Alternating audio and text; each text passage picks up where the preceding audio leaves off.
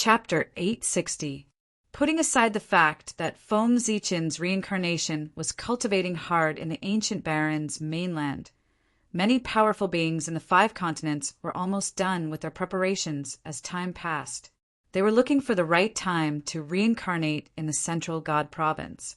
Meanwhile, Feng Zichen, North Star, sat quietly under the world tree, waiting for the arrival of the great masters so that they could be reincarnated. However, before the powerful beings arrived, Feng Zichen, who was meditating with his eyes closed, seemed to have sensed something. He suddenly opened his eyes and looked at a corner of the central god province in shock. He saw that the purple gas was vast and mighty, giving birth to all kinds of strange phenomena. Immediately, the purple gas suddenly condensed and turned into an old man in a purple robe who looked to be in his 70s or 80s. Looking at the old man's appearance, it was obviously the Grand Pure One's good corpse, Grand Supreme Elderly Lord. Did the Grand Pure One's incarnation reincarnate in the lower realm? Of course not. Even if the Grand Pure One reincarnated into the human race, Feng Zichen would not be shocked, let alone Grand Supreme Elderly Lord reincarnated into the human race. In addition, even if the Grand Pure One wanted to reincarnate into the human race, he could not avoid Feng Zichen. He had to get his consent. However, the Taoist who looked like Grand Supreme Elderly Lord reincarnated into the human race without telling Feng Zichen. He could not help but be shocked. In the world, Feng Zichen could not think of anyone else other than Tao Ancestor Hongjun who could do that. Only Tao Ancestor Hongjun could hide from Feng Zichen's perception and reincarnate into the human race with the help of the heavenly Tao's power. Did that mean that the Grand Supreme Elderly Lord in front of Feng Zichen was Tao Ancestor Hongjun? With that thought, Feng Zichen suddenly saw that the newly born Grand Supreme Elderly Lord seemed to have discovered his existence and winked in his direction. Immediately, boundless purple gas filled the air and blocked Feng Zichen's vision. Next, no matter how Feng Zichen tried, he could not break through the layer of purple gas. Good Lord, it's true. This is Tao Ancestor Hongjun. It should be the reincarnation of his thought. If it was the Grand Pure One, not only would he not be able to hide from Feng Zichen's perception, he would also not be able to block his vision. Therefore, there was a problem. What exactly happened to make Tao Ancestor Hongjun split a wisp of thought and reincarnate into the human race?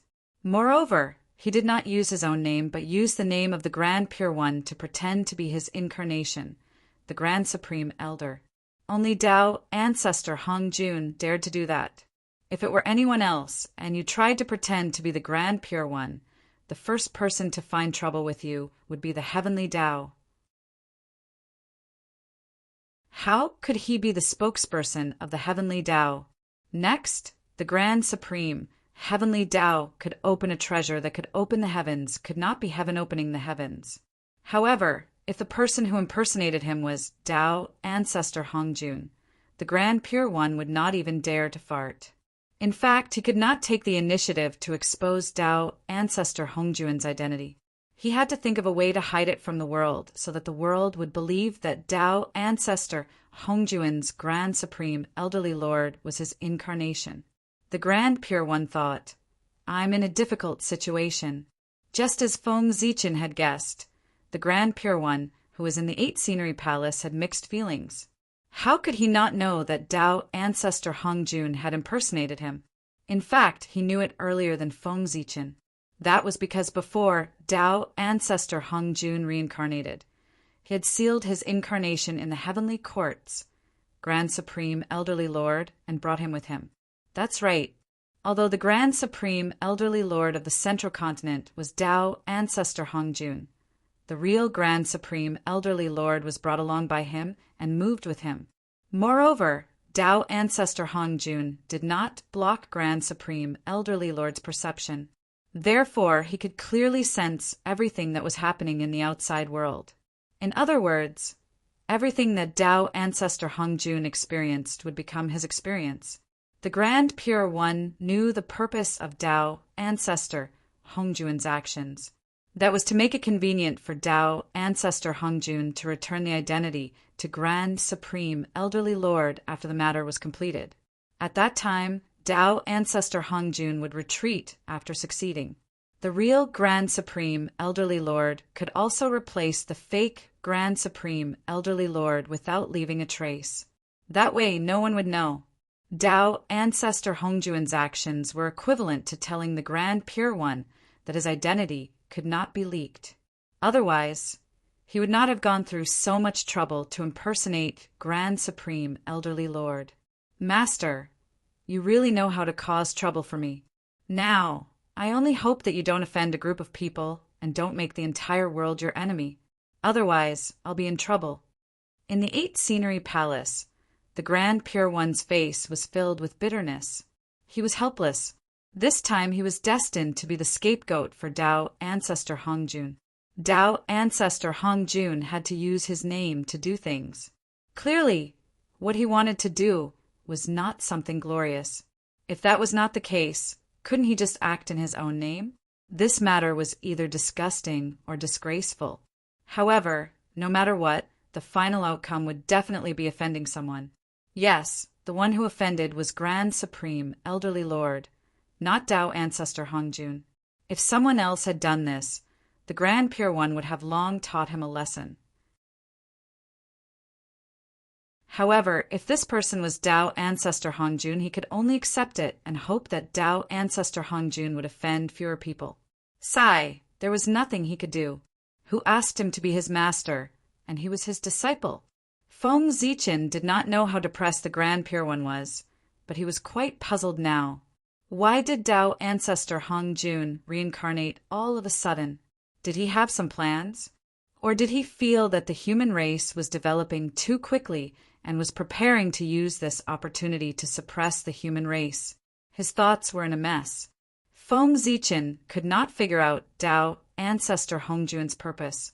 Therefore, after thinking about it, Feng Zichen decided to reincarnate into the human race and personally see what Tao ancestor Hongjun was planning. However, he could not be the one to reincarnate this time. That would cause too much of a commotion. Someone else had to go. Who? Naturally, it was Xianqing. By now, Xianqing should have disappeared. Otherwise, if Xianqing's identity was exposed one day, it would be troublesome. The 3 Pure Ones would definitely fight Feng Zichen to the death. Moreover, thinking about that scene, Feng Zichen felt very awkward. In addition, no one would stand on Feng Zichen's side. He was indeed in the wrong.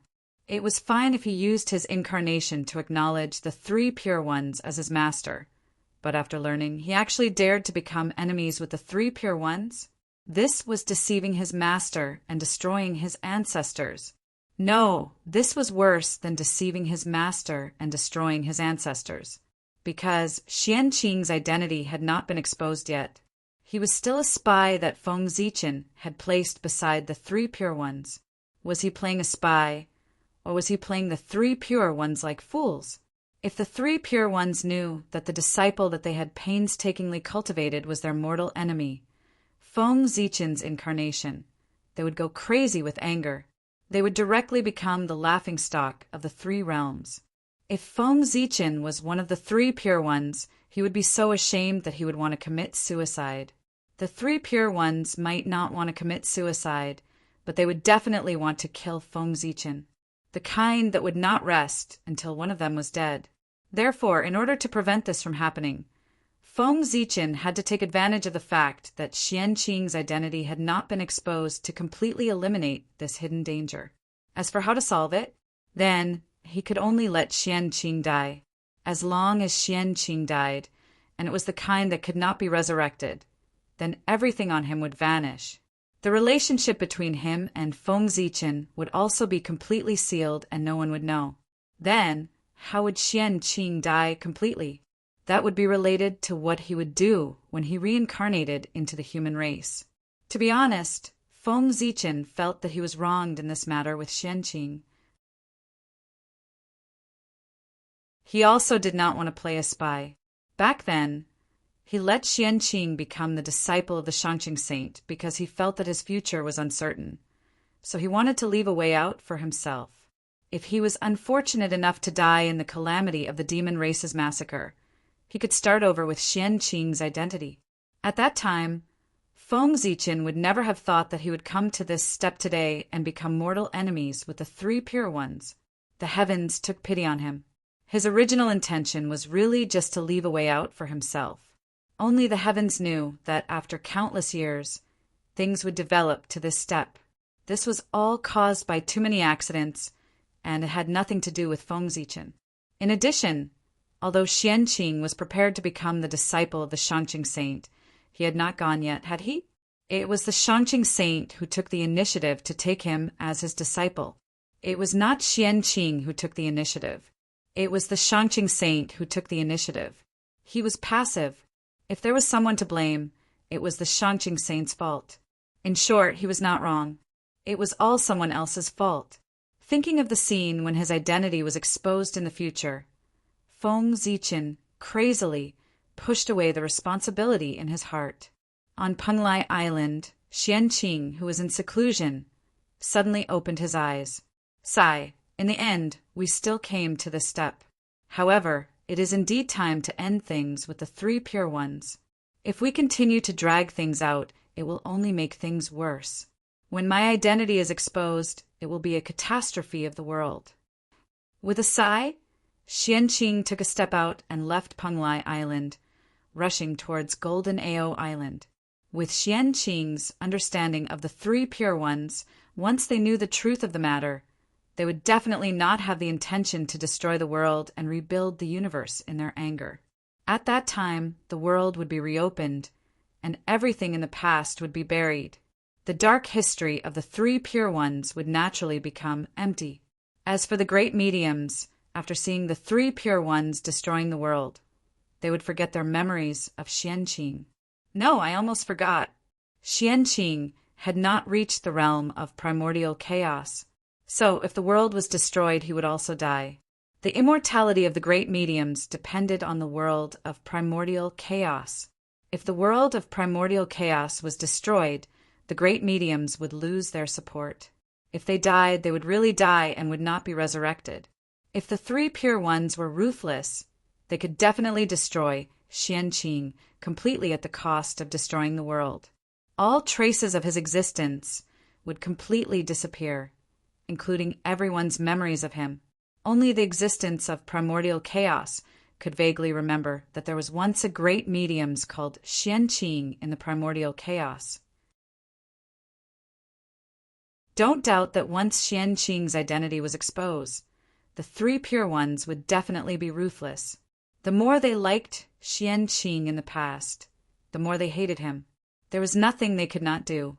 Xian Qing's speed was very fast. Penglai Island was not far from Golden Ao Island. So, Xian Qing arrived at Golden Ao Island very quickly. When he arrived at the island, Xian Qing went to the Shangqing Palace with ease. That was the place where the sect leader of Tongtian cultivated. Along the way, he did not meet many disciples of the Jie sect. After the God Investiture tribulation, the Jie sect still withered. Other than the core disciples, most of the ordinary disciples were basically dead. They were either on the God Investiture list or the Ghost Sealing list. In the past, the Jie sect, which had tens of thousands of immortals, was no longer at its peak. However, even so, the Jie sect was still stronger than the Chan sect. As for the Western sect, they could not be compared. Even if the number one sect in the primordial chaos suffered heavy losses, it was still the number one sect in the primordial chaos. It was not that the Jie sect was too strong, but the performance of the other sects was too weak. Outside the Shangqing Palace, Xian Qing shouted respectfully, "Disciple is here to pay respects to Master." With a creak, the door of the Shangqing Palace slowly opened. At the same time, the sect leader of Tongtian's voice sounded, "Come in." After Xian Qing entered the palace, the sect leader of Tongtian opened his eyes and asked curiously, "Xian Qing, why are you free to come here today?" The sect leader of Tongtian paid a lot of attention to Xian Qing, the most outstanding disciple. He knew that Xianqing had been stimulated by his good friend's attainment of the Tao.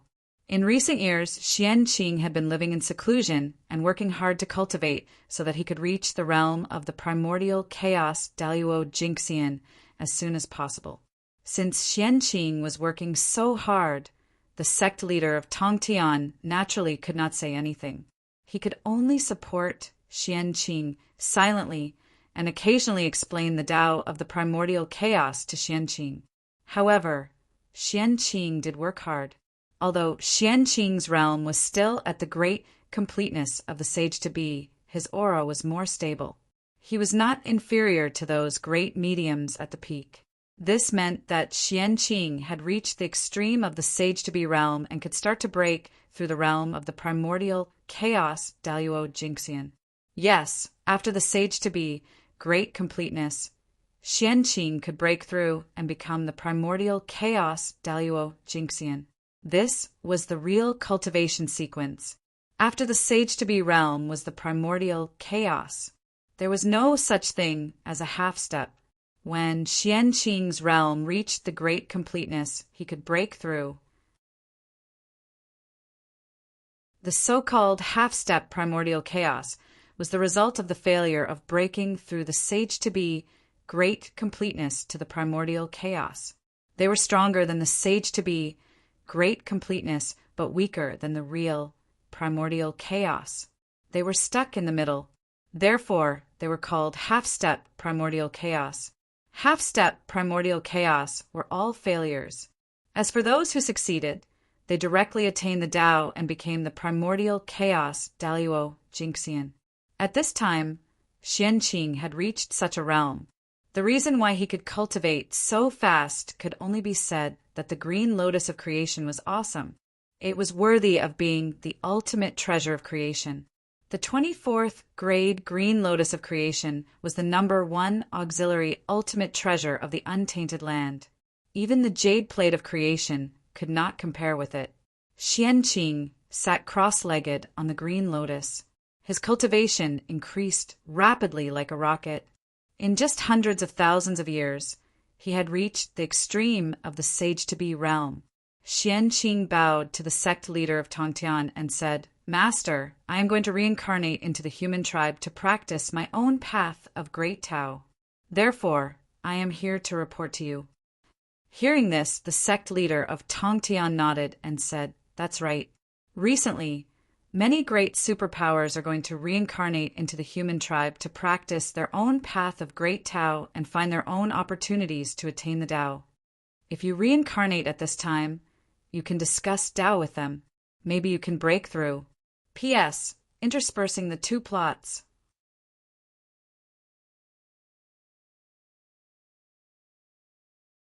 Chapter 861. Do you want me to ask the human sovereign to leave a place for you to be reincarnated? Xianqing shook his head and said, "Master, you have forgotten that I am an immortal master of the human clan. I have been worshipped by the human clan for generations. If I want to be reincarnated into the human clan, even the human sovereign can't stop me." Tongtian smiled and said, "Indeed, I have forgotten that you have a high status in the human clan. You have the destiny of the human clan. Even the 3 sovereigns and 5 emperors have to respect you when they see you." After chatting with Tongtian for a while, Xianqing didn't forget the purpose of his visit. He said to Tongtian, "Master, I plan to go all in this reincarnation. I will be reincarnated with my original body, not as a strand of true spirit." Huh. Suddenly, the prime of Tongtian widened his eyes in shock. This expression shouldn't have appeared on Tongtian's face, but it still appeared. It could be seen that Xianqing's words had shocked Tongtian. "Reincarnated with your original body? Are you crazy?" The prime of Tongtian asked in disbelief. No wonder he was so shocked. What Xianqing said was too shocking. It was too dangerous to reincarnate with one's original body. It would be fine if there was no accident. But if there was an accident, although there was no risk of death, his cultivation would be in danger. At that time, tens of millions of years of cultivation would be gone. It would take at least millions of years to recover. This feeling was even worse than death. Therefore, Tong Tian wanted to persuade Xian Qing to change his mind. Xian Qing, with your talent, you will achieve Tao sooner or later. Why are you so persistent now? Even if you fail now, there will be a next time and a time after that. There is no need to do such a dangerous thing and gamble with your cultivation. Tong Tian thought that Xian Qing must have been stimulated by external factors. Seeing that more and more great mediums were about to achieve Tao, he didn't want to fall behind others. That was why he couldn't wait to achieve Tao. Xian Qing shook his head and said, Master, you don't have to persuade me anymore. I have made up my mind. The idea of reincarnating with my original body was not made on impulse. I have thought about it carefully. Disciple has been in seclusion for many years, and I roamed the river of space-time day and night in search of an opportunity to break through. One day, I had a feeling in my heart and saw the great Tao. I understood that the opportunity to achieve Tao was in this reincarnation. The Tong Tian sect leader was silent. Since Xian Qing said that this was his chance to achieve Tao, it meant that he had already made up his mind and would not change it easily. Since things had already come to this, the Grand Master of Heaven should not continue to persuade him. However, for some reason, he had a bad premonition in his heart. It was as if he would lose this disciple forever if he agreed with Xian Qing's decision. Under the influence of such emotions, the prime of Tong Tian tried to persuade him again. Do you really want to do that? Can't you use another method? Xian Qing continued to shake his head and said firmly, Master, we can't retreat. The Grand Tao is right in front of me. If I retreat, a flaw will appear in my Tao heart. I'm afraid I'll never be able to attain the Tao. Disciple, there is no way out. I can only fight with all my might. Attaining the Tao was a very mysterious thing. If you didn't see the opportunity to attain the Tao, nothing would happen. However, if you saw it, you would give it up because of fear. This fear would be imprinted in your Tao heart. The next time you attain the Tao, it would be magnified infinitely, making you unable to attain the Tao in this life. On the road of Tao, there was no retreat.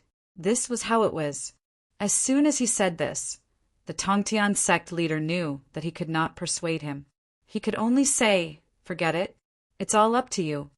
Seeing the Tongtian sect leader's expression, Xian Qing could not help but laugh and say, Master, look at what you're saying. It's as if I will definitely fail. Since I dare to put all my eggs in one basket, I naturally have full confidence. Besides, I'm a great medium. I'll always exist with the heavens and the Tao. I'll never die. So what if I fail? I won't die anyway. At most, I'll start over. But Master's expression makes it seem like you're going to be separated forever. You, the Tongtian sect leader, who was still sulking, was angered by Xian Qing. He picked up the horsetail whisk in his hand and was about to hit Xian Qing. However, Xian Qing smiled and dodged. Master, you're busy. I have something to do. I'll take my leave first. As he said this, Xian Qing left quickly as he was afraid that the Tongtian sect leader would continue to hit him. After Xian Qing left, the smile on the Tongtian sect leader's face disappeared and was replaced by a serious expression. Although what Xian Qing said was the truth, there was still a haze lingering in the Tongtian sect leader's heart. If there was really no problem with this matter, why would he have a bad feeling in his heart? The reincarnation of Xian Qing was not that simple. After thinking for a while, the Tongtian sect leader could not think of a reason. In the end, he could not help but sigh. Forget it. The poor Wei will spend more energy to keep an eye on Xian Qing's reincarnation for a while. See what's going to happen to him. If there's really someone who wants to hurt the disciple of the poor Wei, don't blame the chinkping sword in the poor Wei's hand for being ruthless. In the end, the Tongtian sect leader's voice could not help but have a strong murderous intent. Being accompanied by the 4 immortal slaying swords day and night, how could the Tongtian sect leader not have a murderous intent? Xian Qing, who had already walked far away, did not hear what the Tongtian sect leader said just now. If he had heard it, he would probably be moved and be more determined to walk on the road to death, so that he could cut off the relationship between himself and the three pure ones. Really, it could not be delayed any longer.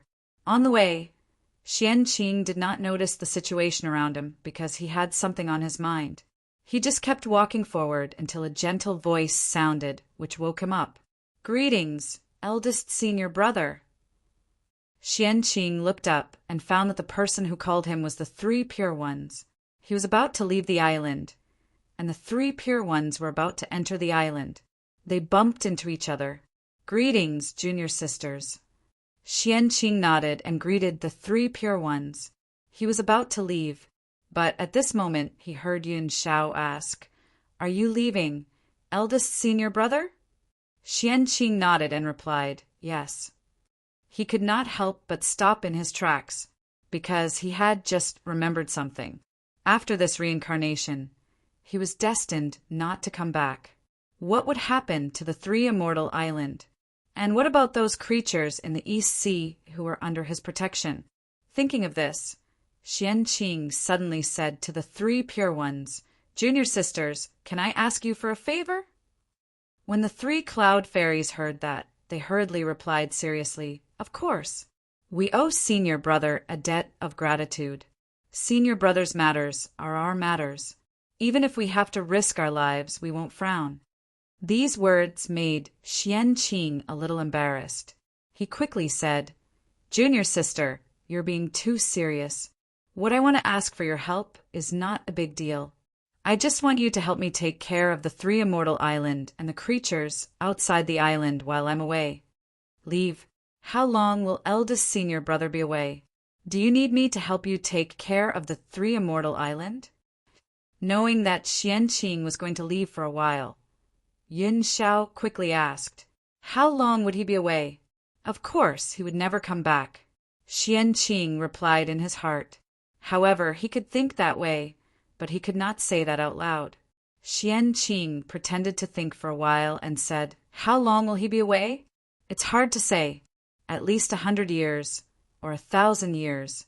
At most, it might be 1,000,000 years." Yun Shao asked in confusion, "Where is eldest senior brother going? It's actually going to take so long?" Xianqing smiled and pretended to be mysterious as he replied, "You'll know after a while."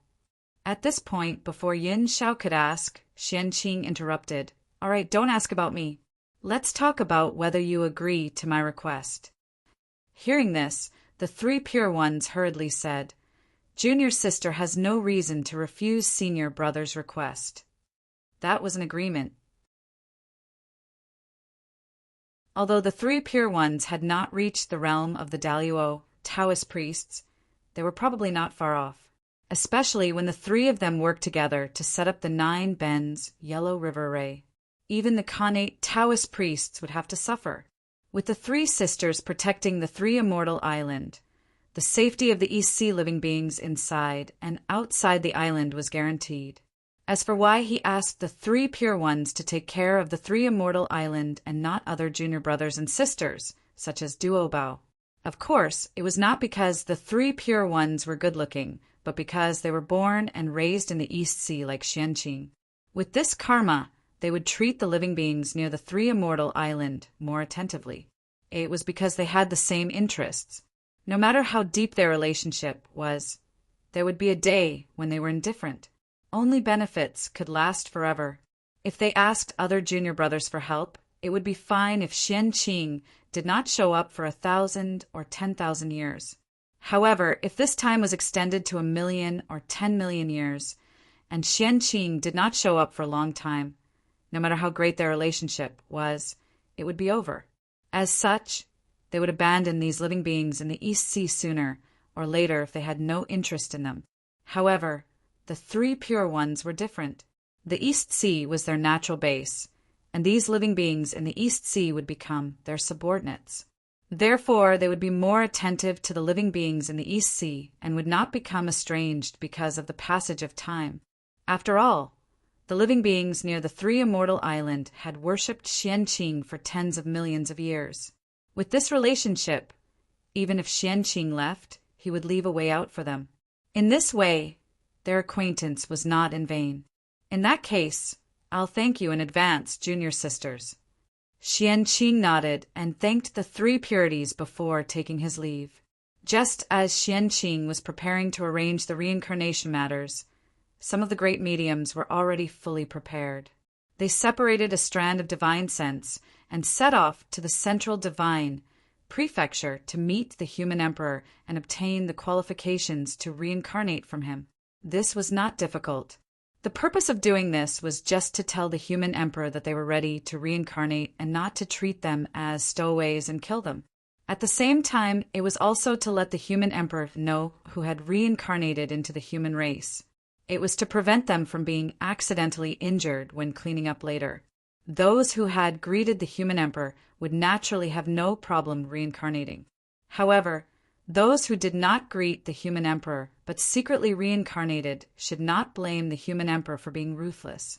Destroying a strand of divine sense was still a light punishment. Who knows, they might even follow this strand of divine sense to investigate and find the location of their original body. Whether this was possible or not depended on Feng Zichen's mood. Fellow Taoists, you can reincarnate, but don't kill all your relatives and friends just to cut off the karma. If you really do that, then don't blame me for being ruthless. Don't say that I didn't warn you. Just before the great mediums reincarnated, Feng Zichen gave them a final warning. It was no wonder that Feng Zichen said so. If these great mediums were to reincarnate into the human race, they would definitely have an additional father, mother, and a bunch of relatives and friends. When the great mediums' thoughts returned to their original bodies, what would happen to their relatives? Could it be that they had to be taken away? Definitely not. Who would be willing to have an additional pair of parents for nothing? Especially these connate saints who were born by heaven and earth. Then, in this case, letting these relatives die silently was the best choice. Your Majesty, don't worry. Poor Wei and the others are not people of the Devil Dao. How could they do such a heartless thing in this reincarnation, since poor Wei and the others have already separated this strand of divine sense? They have no intention of taking it back. In this way, all the karma will be in this strand of divine sense incarnation. When poor Wei and the others disperse their incarnations, all the karma will disappear and it will not affect their original bodies.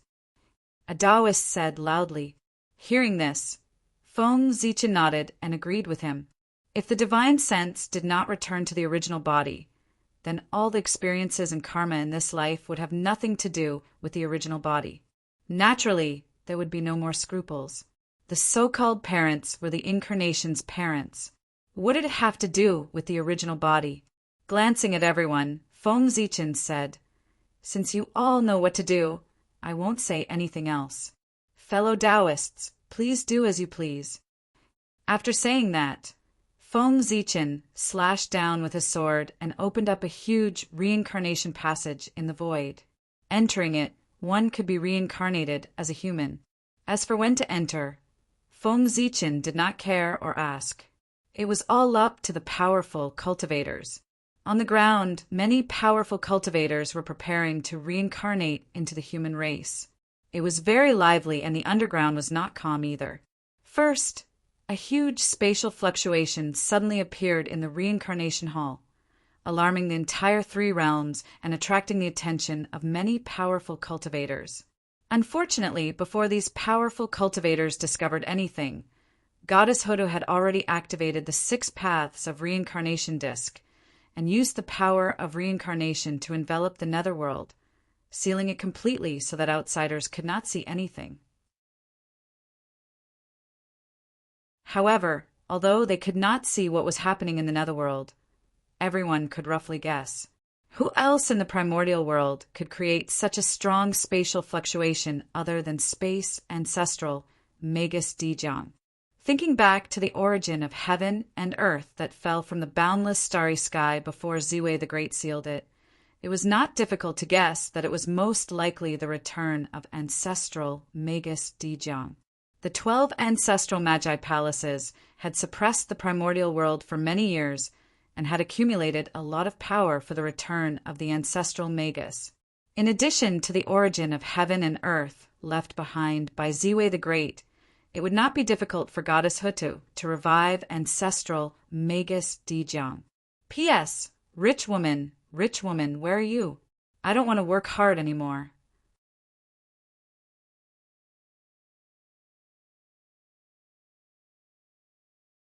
Chapter 862. He just didn't know how much strength Dijong had left after his resurrection. How long would it take for him to recover to his peak? Was it 100 years, 10,000 years, or millions of years?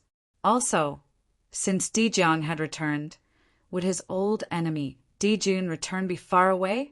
The two of them were old enemies. Their luck would naturally be tied together. If one side was resurrected, the other side would most likely be resurrected and returned in a short period of time under the guidance of the aura. It was chaotic. It was all chaotic. Dijong and Dijun had suddenly resurrected. No one knew what kind of changes their resurrection would bring to the current three realms. At this moment, the group of powerful beings still didn't know that Dijun had actually been resurrected and returned long ago. It was just that he was training in the ancient Barrens continent and didn't appear in the 5 continents. If they knew this news, the powerful beings of the primordial world would most likely not be shocked, because the present was different from the past. In the past, Dijun was the primordial chaos Daluo Jinxian. His realm was higher than everyone. But now, everyone was about to step into this realm and stand at the same height. As such, they weren't as afraid of Dijun and Dijun as before. In short, they had become stronger, and they had confidence in their hearts. The news of Dijun and Dijong's return was like a huge rock suddenly thrown into a calm lake in the current 3 realms. Not only did it cause huge ripples, but it also stirred up the lake water. It caused unknown variables to occur in the established future. These were all irresistible. Although everyone felt helpless, they could only silently adjust their plans to deal with the changing situation in the future. The fluctuations of Dijong's recovery also covered up the movements in another place in the nether realm. Just as Goddess Hutu used the power of reincarnation to seal the entire nether realm, the Lord of the Blood Sea, Nether River Patriarch, suddenly walked out of the Blood Sea and came to Fengdu City to visit the Emperor of Feng. The Nether River Patriarch came to Fengdu City because he had something to ask the Emperor of Feng. Do it seem that those great masters who were inferior to him had all found their way to Tao and were preparing to ascend to primordial chaos Daluo Jinxian. However, he had been standing at the half-step primordial chaos Daluo Jinxian for many years. He was known as the existence closest to the primordial chaos Daluo Jinxian in the primordial chaos. However, he had been stuck at the half-step primordial chaos realm and could not advance. The Nether River Patriarch couldn't help but panic. How could he not be anxious? Aside from Dijun and Tai, the Nether River Patriarch was the first among the 3,000 guests of the Purple Cloud Palace to reach half-step origin creation realm. He was far ahead of everyone else. Not too long ago, the Nether River Patriarch had witnessed the heavenly Tao with his own eyes, which allowed him to take a small step forward in his cultivation. He was now only a hair's breadth away from Daluo Jinxian. The Nether River Patriarch had thought that he would be able to break through the gap with just a simple seclusion. However, reality slapped him hard in the face. No matter how hard the Nether River Patriarch tried, this gap was like a natural chasm that he could not cross. When the 10 primordial chaos Tao masters preached, the Nether River Patriarch went. When the Daluo heavenly Tao preached, he also went. They all gained something, but he just couldn't break through. Now, all his fellow Taoists had found the opportunity to break through to the primordial chaos realm. Only the Nether River Patriarch was still at a loss. He didn't know when he could break through. His cultivation was about to fall from the first to the last. How could the Nether River Patriarch not be anxious? Also, the fact that he couldn't break through for a long time was about to become a sore point for the Nether River Patriarch. It shouldn't be. Logically speaking, he should have broken through long ago, but he just couldn't. The Nether River Patriarch had also deduced the reincarnation verification method, but it was useless to him. He had used all his methods, but he couldn't break through. He checked himself, but he couldn't find the problem. The Nether River Patriarch was worried sick. He couldn't be stuck at the half-step primordial chaos realm for the rest of his life, right? That wouldn't do. If he couldn't break through to become the primordial chaos Daluo Jinxian, he would die. If Zenuanzi successfully became the primordial chaos Daluo Jinxian, he would definitely not let him go. Even if he risked defending the Netherworld realm, he would go to the Blood Sea to kill him. Therefore, the Nether River Patriarch had to achieve the Tao. It was not for anything else, but for survival. It should be so. At the bottom of the Blood Sea, the Nether River Patriarch thought about it and finally walked out of the Blood Sea and went to Fengdu City. He planned to ask the Emperor of Fengdu if he had a way to solve his problem. It had to be said that Fengdu's acting skills were still good. In addition, with the cooperation of Goddess Hutu, the Nether River Patriarch didn't see any flaws over the years. He still thought that the Ghost Emperor of Fengdu was an old antique from the primordial world. Therefore, in the Nether River Patriarch's opinion, the Ghost Emperor of Fengdu, an old antique, was experienced and knowledgeable. He might be able to find the reason why he didn't understand. Under the guidance of the unseen, the Nether River Patriarch came to Fengdu City. The Ghost Emperor of Fengdu was still at the half-step primordial chaos realm. In terms of strength, he might not be as strong as the Nether River Patriarch. However, his true body was an extraordinary expert at the ninth heaven of primordial chaos. Therefore, the Ghost Emperor of Fengdu, whose cultivation was only at the half-step primordial chaos realm, already had the characteristics of a primordial chaos realm expert. In terms of realm, he was much higher than the Nether River Patriarch. With this advantage, the Emperor of Fengdu, who was in Fengdu City, had already sensed it when the Nether River Patriarch moved. He sent his disciple, Tongyu, out in advance to welcome the Nether River Patriarch.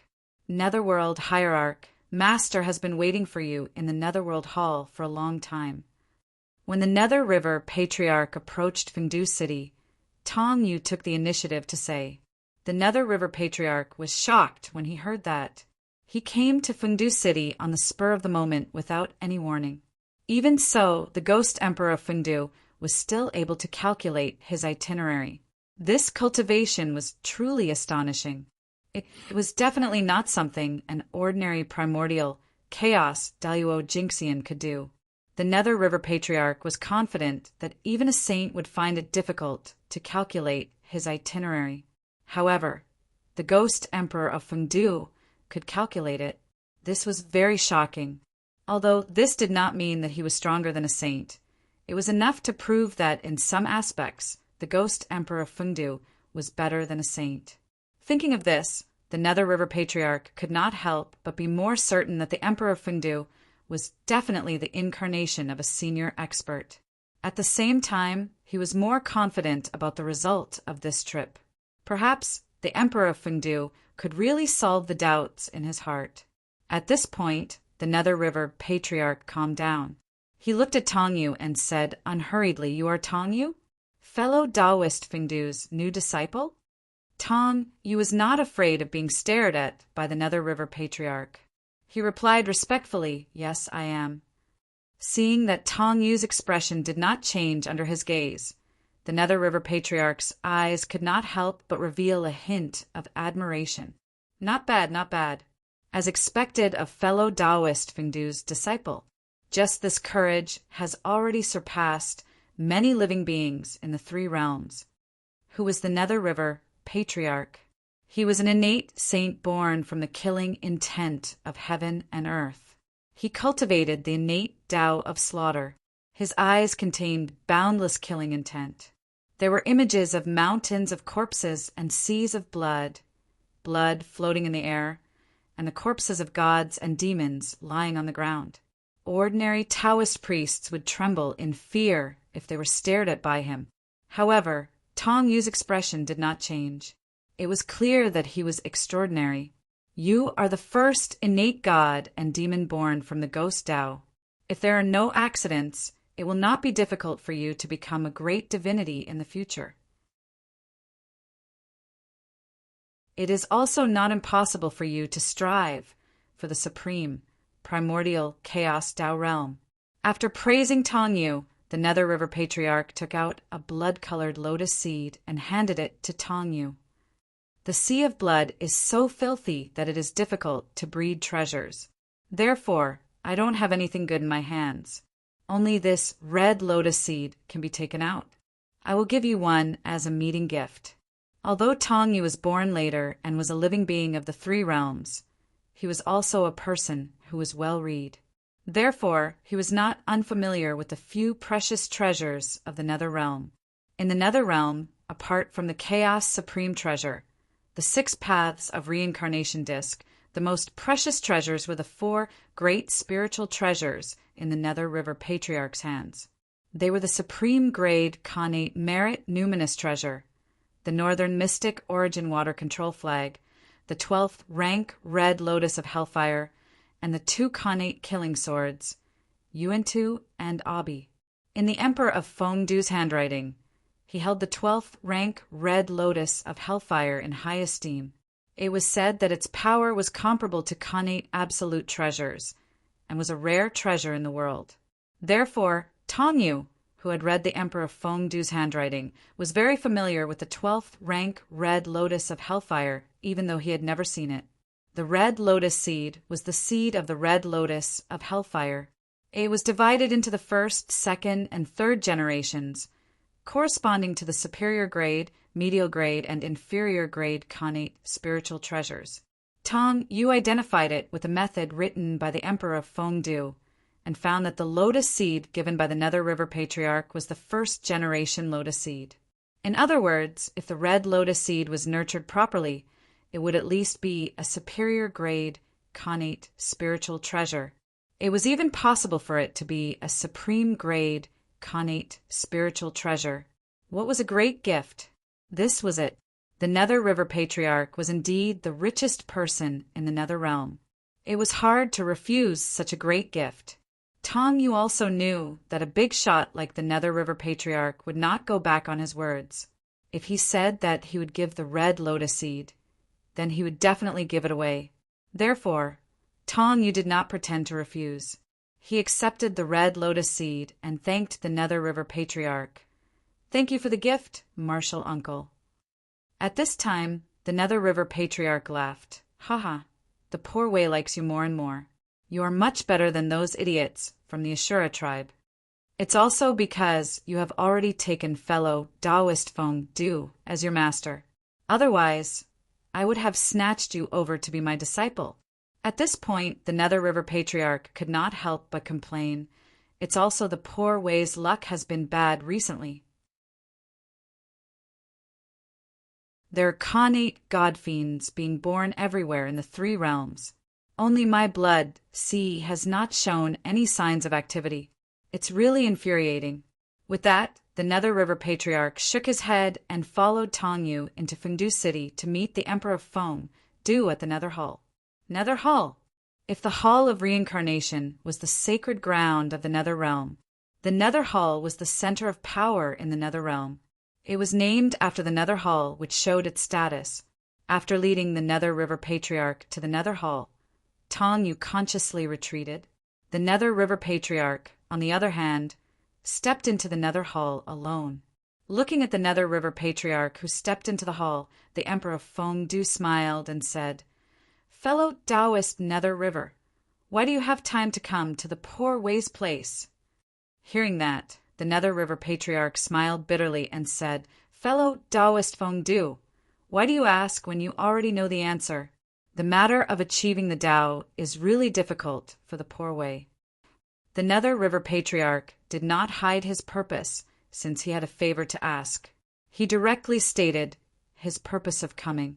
At the same time, he also knew that since the other party had predicted his return, he naturally guessed his purpose of coming. In that case, there was no point in hiding his purpose of coming. It was better to say it openly.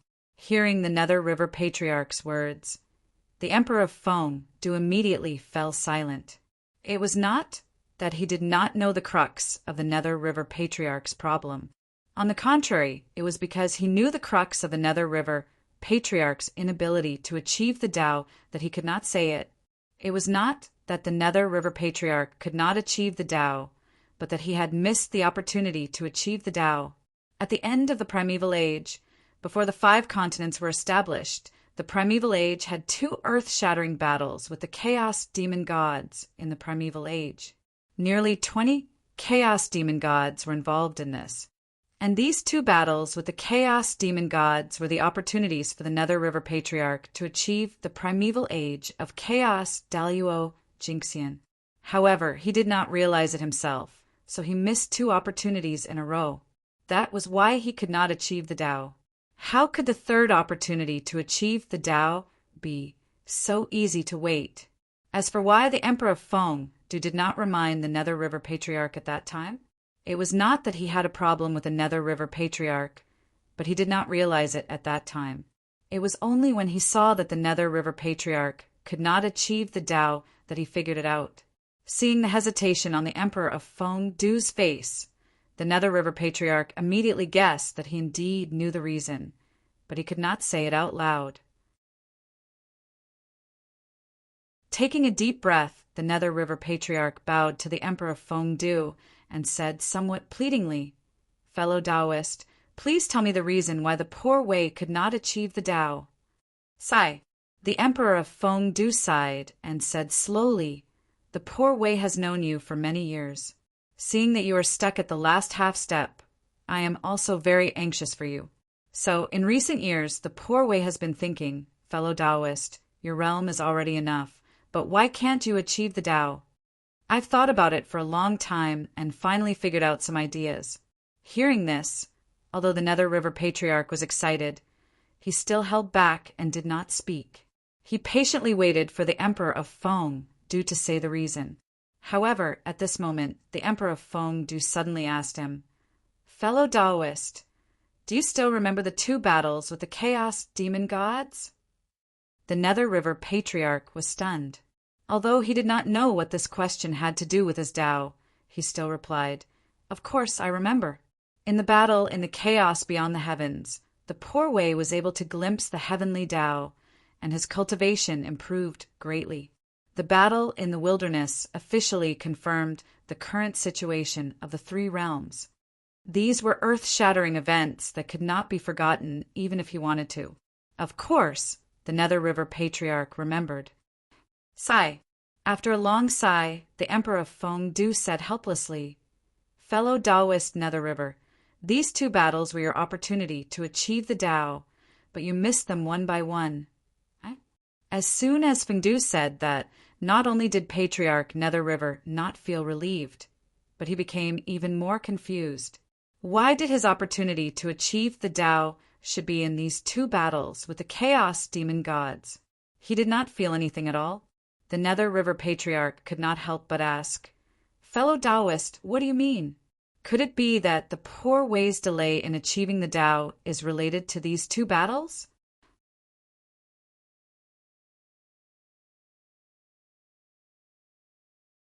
Chapter 863. Instead of answering Nether River Patriarch's question, Feng Du asked, "What Tao do you cultivate?" Nether River Patriarch blurted out, "The Tao of Massacre and the Khanate Blood Tao."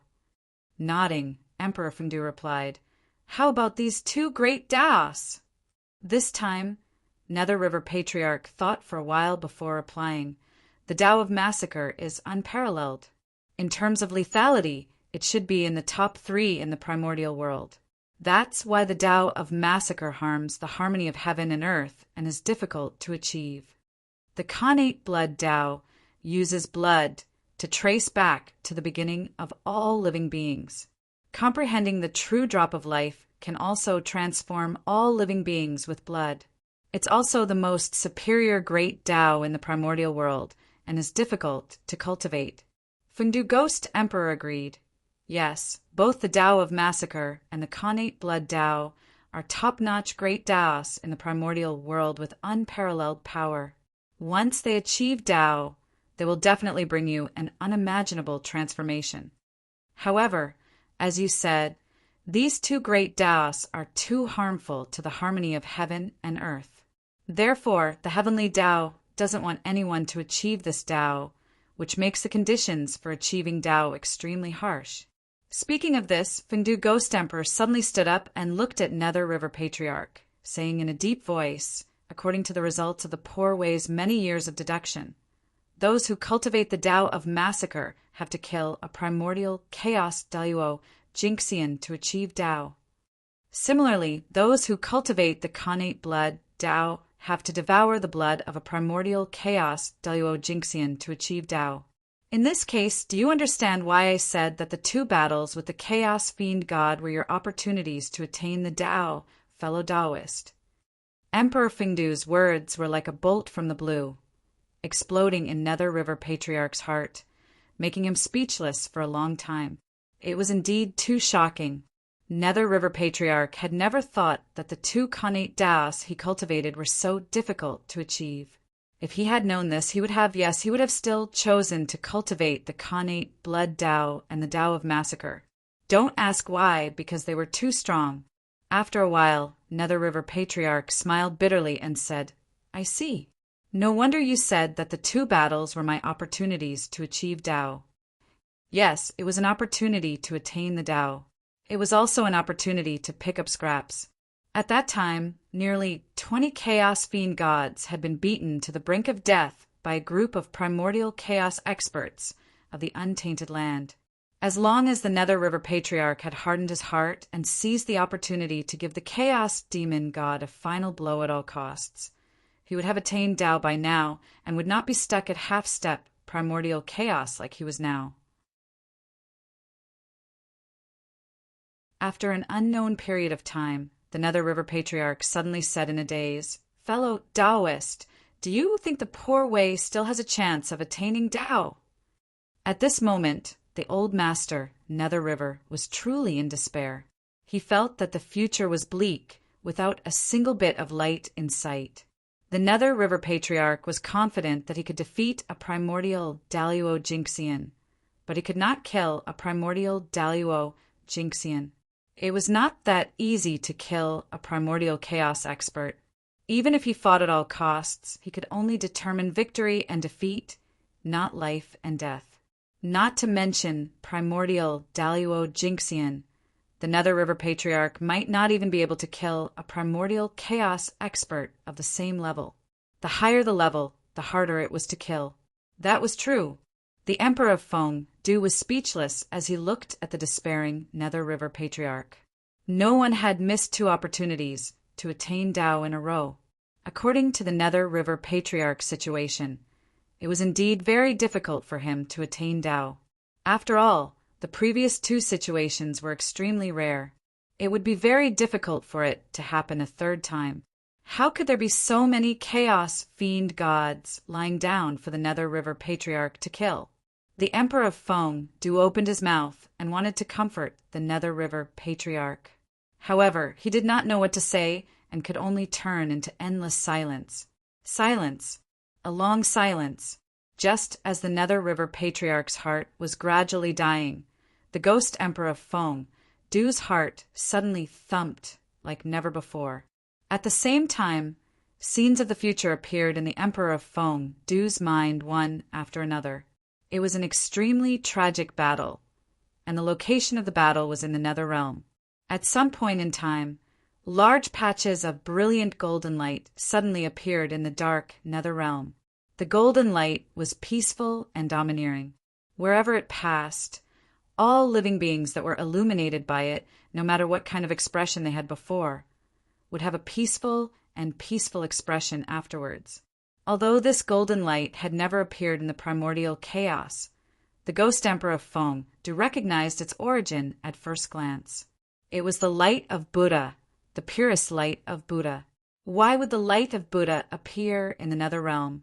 The ghost emperor of Feng Du suddenly looked up and saw that at the end of the nether realm, several figures shrouded in bright light of Buddha were besieging an emperor wearing a crown. That emperor had the appearance of the Fengdu ghost emperor. Turning his head to look in another direction, the ghost emperor of Feng Du saw the Nether River Patriarch. But his situation was not good. He was fighting with Zhen Yuanzi, who had already attained the Tao, and was firmly suppressed by the other party. It would not be long before he would end up being suppressed.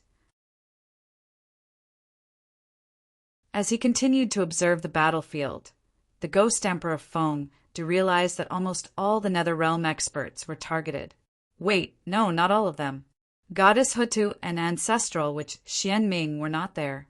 Thinking of this, the emperor of Feng Du scanned the battlefield. Then he saw the figure of Goddess Hutu in the depths of the 6 paths of reincarnation. However, at this moment, Goddess Hutu's situation was not good. The Taiji diagram, Penga's banner, and the Bell of Chaos, these 3 great heaven-opening treasures, were summoned at the same time. They turned into the shape of a giant axe in the sky and suppressed the 6 paths of reincarnation, so that Goddess Hutu could not help the nether realm. As for Ancestral, which Xianming, the emperor of Feng Du also saw him. He was in the Nanjian department continent, leading a group of grand shamans to invade the demon race. The current situation was very obvious. The Buddhist sect was invading the nether realm on a large scale. They wanted to suppress all the experts of the nether realm so that they could take the nether realm into their own sphere of influence. As for why the Buddhist sect wanted to invade the nether realm, the reason was very simple. It was written in the teachings of the Buddhist sect. Boom! Just as the emperor of Feng Du was thinking, he heard a shocking explosion. The emperor of Feng Du, who was surrounded by several figures shrouded in Buddhist light, was smashed into pieces.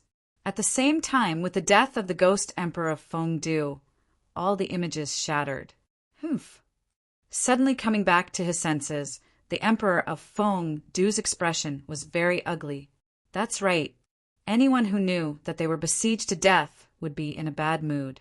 Although he was just an incarnation, it was not a big deal if he died. Moreover, the future shown in the images might not come true. However, the emperor of Feng Du was still unhappy. In the images of the future, the human race did not intervene in this battle. It was not that the human race and the sorcerer race had become enemies, but the future shown in the images had many limitations. It could not be done in all aspects. It could only predict the future that was most likely to come true. This was foreseeing the future. It was an ability that Feng Zichen naturally possessed after he reached the 9th heaven of Hunyuan realm. As long as anyone whose cultivation was lower than Feng Zichen's, as long as they had the intention to scheme against him, Feng Zichen would be able to sense it. Feng Du and Feng Zichen were at the same time, so they naturally had this ability. However, the strength of the 2 saints, Zhuanti and Zhuanti, was far inferior to Feng Zichen. Therefore, when the 2 saints of the West had the intention to scheme against the ghost emperor Feng Du, he had sensed it. The Buddhist sect is invading the nether realm on a large scale. Very well, Zhuanti, I haven't gone to find trouble with you, but you have come to find trouble with me first. You are really courting death. Let's have a good time. What CG saw just now was that the anger in the emperor of Feng Du's heart could not stop rising. With other incarnations around and the imminent resurrection of Dijiang, the future scene that the ghost emperor of Feng Du had seen just now was almost impossible to realize. However, the fact that the 2 saints of the West had schemed against him was real. It could not be faked at all. This made the emperor of Feng Du very angry. In order not to expose his identity, he had already suppressed his anger and did not go to find trouble with the 2 saints of the West. But even so, the other party dared to take the initiative to come to him. How dare they? The emperor of Feng Du was furious, so he wanted to take revenge. As the saying goes, it is impolite not to reciprocate. Since the 2 saints of the West dared to scheme against him, then they could not blame him for scheming back. The abnormality of Emperor Feng Du naturally could not be hidden from the perception of the Nether River Patriarch. In the eyes of the Nether River Patriarch, the Emperor Feng Du was first absent-minded for a moment. Then he suddenly came back to his senses. As if he had been greatly stimulated, his expression became uncertain. Curious about the change in the Emperor Feng Du, the Nether River Patriarch asked in a hoarse voice, "Fellow Taoist, did something happen? Why did you lose your composure like this?" The Emperor Feng Du waved his hand and was about to say that it was nothing, but suddenly his expression froze. Then he revealed an ecstatic expression and said to the Nether River Patriarch excitedly, "Fellow Taoist, poor Wei has thought of a way to let you attain the Tao." Hearing this, the Nether River Patriarch was stunned, as if he did not dare to be confident. But soon he reacted and hurriedly asked the Emperor Feng Du, "What method have you thought of?" Ahem. After calming himself down, the Emperor Feng Du regained his calm and composed appearance. Then he said to the Nether River Patriarch, "The method is actually not difficult. With your strength, it is not difficult for you to do it. However, whether you want to do it or not depends on whether you are brave enough." Hearing what the Emperor Feng Du said, the Nether River Patriarch suddenly had a bad feeling in his heart. But in the end, his desire to attain the Tao suppressed the bad feeling in his heart. He said to the Emperor Feng Du, "Fellow Taoist, just tell me what method you have. Poor Wei has no way out now. If you can't attain the Tao, you will definitely face a situation of certain death in the future. So, fellow Taoist, you don't have to worry about anything. As long as you can attain the Tao, even if you have to attack a saint, the poor Wei will not hesitate. All right." The Emperor Feng Du nodded and said, "Fellow Taoist, you are right. If you want to attain the Tao, you have to attack a saint. Kill a saint to become a primordial chaos." The Emperor of Feng Du said boldly, but the Nether River Patriarch was not frightened. He only said in a deep voice, "Please tell me the details of how to do it." The Nether River Patriarch did not think that the Emperor Feng Du said that he would really kill a saint. Thinking about it, he knew that it was unrealistic and impossible. He could not even kill a Taoist master who had just entered the primordial chaos, let alone a saint who was stronger than most of the primordial chaos Daluo Jingxian. If they really fought, it would be good if the other party did not kill him. The Emperor of Feng Du smiled and said, "Fellow Taoist, you are one of the few powerhouses in the celestial sect of wonders. You have always understood the method of killing 3 corpses better than the poor Wei. In that case, the poor Wei would like to ask fellow Taoist, is the 3 corpses avatar considered one with the main body?" The Nether River Patriarch nodded subconsciously and said, "Of course. The 3 corpses are also a part of the body. In the future, they will have to be taken back after attaining the Tao. If they are not one, how can they be integrated?" At this point, the Nether River Patriarch seemed to have understood something. He suddenly raised his head and said, "Fellow Taoist, you mean to let the poor Wei kill a saint avatar?" The Emperor of Feng Du replied, "Yes." Indeed, with the Nether River Patriarch's current strength, trying to kill a saint was no different from committing suicide. However, it was much easier to kill the 3 corpses avatar of a saint. As everyone knew, although the 3 corpses avatar was strong, it could not reach the level of the primordial chaos Daluo Jingxian. With the Nether River Patriarch's strength, he could even fight against a primordial chaos powerhouse. If he was well prepared, it would not be difficult to kill a saint avatar if he was caught off guard. The 3 corpses avatar was one with the saint. If the Nether River Patriarch could kill it, he could be considered as close to killing a saint. And a saint would only be stronger than the primordial chaos Daluo Jingxian, not weaker than the primordial Daluo Jingxian. Therefore, after killing the saint avatar, the Nether River Patriarch's Tao of Slaughter would be complete. He would then attain the Tao and break through to become the primordial chaos Daluo Jingxian. Similarly, if he could refine the flesh and blood of the saint avatar, the Nether River Patriarch's connate blood Tao would also be complete. By then, the Nether River Patriarch's strength would soar as the primordial chaos Daluo Jinxian. Compared to these gains, offending a saint was nothing at all. After thinking about it, the Nether River Patriarch said, "This method is feasible, but who should I target?" At this moment, the Emperor of Fengdu laughed. Who could he target? It had to be the two saints of the West. This was retribution for daring to scheme against him. "I'll kill one of your avatars first and make you the laughingstock of the primordial world. After that, I'll slowly settle the score with you." Walking to the Nether River Patriarch, the Emperor of Fengdu whispered, "Pick the weak. Since you want to target a saint, you must target the weakest one." Then the Emperor of Fengdu analyzed for him. The three pure ones are said to be separated, but the brothers are against the wall. If you target the three pure ones, it's hard to guarantee that the three of them will not join forces to deal with you. Therefore, the three pure ones are not desirable. The Nether River Patriarch nodded and said, "What you said makes sense." The Emperor of Fengdu continued to analyze. Nuwa won't do either.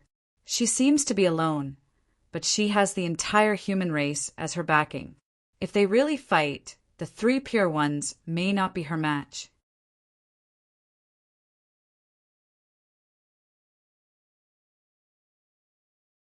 Chapter 864.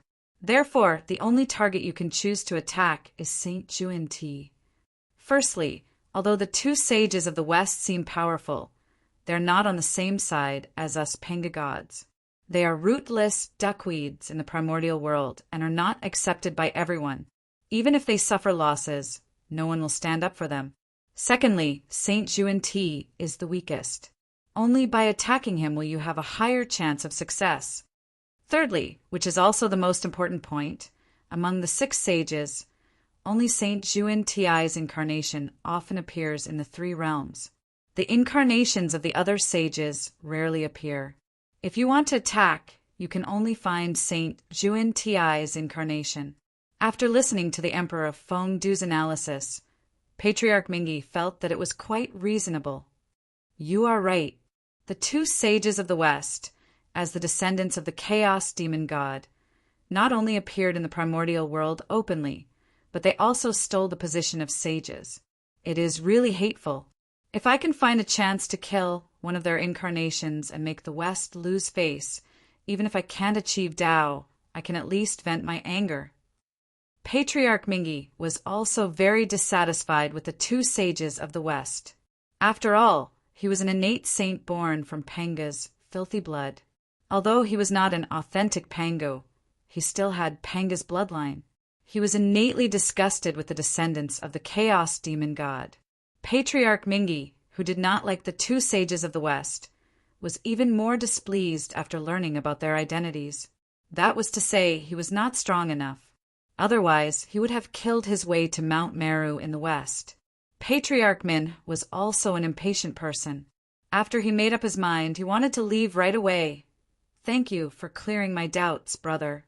If I have any achievements in the future, I won't forget the kindness of your guidance today. But now the poor Wei is eager to achieve Tao, so I will go to the Nether Blood Sea to make arrangements."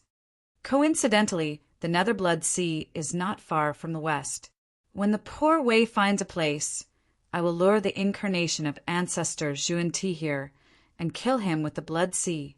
Seeing that the Nether River Patriarch was so anxious, the Emperor of Fengdu understood his eagerness to attain the Tao.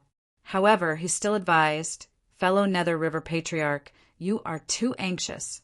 You are showing signs of entering the calamity. How could the incarnation of a saint be so easy to kill? Even if his strength is inferior to yours, is the incarnation of Saint Juan-Ti dead? Is it made of wood? Can he just watch as fellow Taoist kills his incarnation? Of course not. If the incarnation is in danger, Saint Juan-Ti will definitely sense it immediately and save it. At that time, it's not certain who will be hunting who." After listening to the Emperor of Fengdu's words, the Nether River Patriarch calmed down. He knew that he had been too anxious to attain the Tao, so much so that he could not calm his emotions. His Tao heart fluctuated too much and almost attracted the tribulation of Tao attainment. There were tribulations when one was trying to prove their Tao. Naturally, there were also tribulations when one achieved their Tao, and they were even more terrifying. This was the tribulation of destruction. The great Tao was destroyed, and the true spirit merged with the world. From then on, it existed with the world, undying and indestructible. At the same time, it would completely lose its consciousness and be assimilated by the world. Although this was not considered death, in fact, it was no different from death. Moreover, it was a complete death, the kind that could not return. The path of Tao attainment was difficult, and difficult. The slightest carelessness could lead to the risk of martyrdom. This was not just a saying. However, although the tribulation of destruction was terrifying, in fact, this tribulation was rarely triggered. The probability of 1 in 1,000 primordial chaos experts triggering it was already very high. This was a tribulation that only existed in legends. However, although the tribulation of destruction had never appeared, it did not mean that it did not exist. In this world, there were always unlucky people. If someone was unlucky, they might encounter the tribulation of destruction. Take the Nether River Patriarch, for example. After missing 2 opportunities to attain the Tao in a row, he was already on the verge of death. The next time he tried to prove his Tao, he might attract the tribulation of destruction if he was not careful. At the same time, if the Nether River Patriarch still failed in his 3rd attempt to attain the Tao, then it would be difficult for him to attain the Tao in this life, because the 4th time he attained the Tao, he would definitely trigger the tribulation of destruction. The first time he attained the Tao, there was almost no possibility of triggering the tribulation of destruction. However, the 2nd time he attained the Tao, he might encounter it. The 3rd time, he could clearly sense the tribulation of destruction. The 4th time, he was destined to trigger the tribulation of destruction.